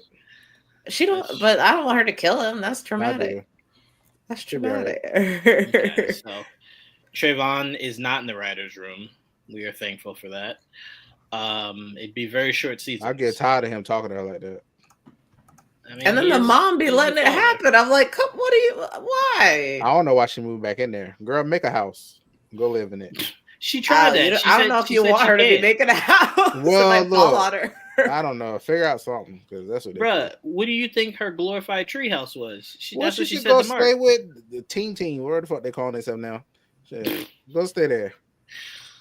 Yeah, she does have options. She didn't have to go back home, but no. She wants a regular life. Wants to make it that's work. like going back in there with your homophobic parents. Fuck that. No. She do need to put the fear of God into him. What is wrong with y'all, dog? What's wrong with y'all? What is happening here? You see how disrespectful she came to them and was like, "Hey, like, I know that y'all don't like me having powers, but it's just a part of me. It's not like I chose this, so I will not use my powers in the house. I just need you to respect me as a person." And the dad was like, I would have added, if you don't, y'all won't have a house. That's what I would do. Y'all are diabolical. I could snap my fingers. This house be gone. What you gonna live in now? That's what I would have did. That's what I would have said. I wouldn't actually do it, but I would have said it. Yeah, what scares me is I think you would do. That's what scares me. If he said one slick more thing after that, maybe. I don't know. Yeah, see. Fly my ass out of there. Bye. Figure it out. There we go.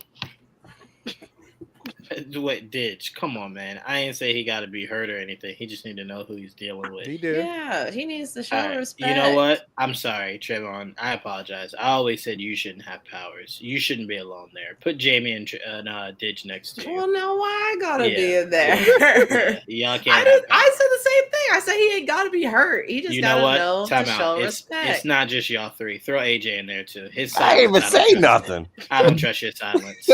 See, he's being a tyrant trying to hoard all the powers. We should keep him from. I don't even know what's going on first right of all, now. Hold on, Jamie. I just told you if I had power, it would get me killed. So I don't want power. I would stay far away from that. We need Cecil to whatever tech they put in. Oh yes, put the little devices in Trevon and Digits. The problem is, if I was in this situation, Cecil would have to absolutely do nothing else. He would have been dead the first time in that white room. Joel, what have we created, man? Right on that ground. What have we created? This chaos is ensuing. Honestly, Cecil's very lucky. He is, because I will take the world out with. I will take the world out with. I'm not included in that, right, Didge? Do me a favor, please. Don't none of y'all run for any kind of position. This is the kind of people they want, though. This is the kind of people they want. Because I will make sure I dub Trevon's clip and play it right. Oh my God, he's so funny. Vote for him. Will respect my power. Listen, if they vote for Harambe, they'll vote for anybody. Time out. Trevon, we can't even let you watch no goddamn Spider-Man no more. So now you think with great power comes great respect? Is that what you think? What you mean about Spider-Man? What you mean? That's what Norman told Peter. With great power comes great respect. That is correct. He didn't even say responsibility. He said power. He sure did.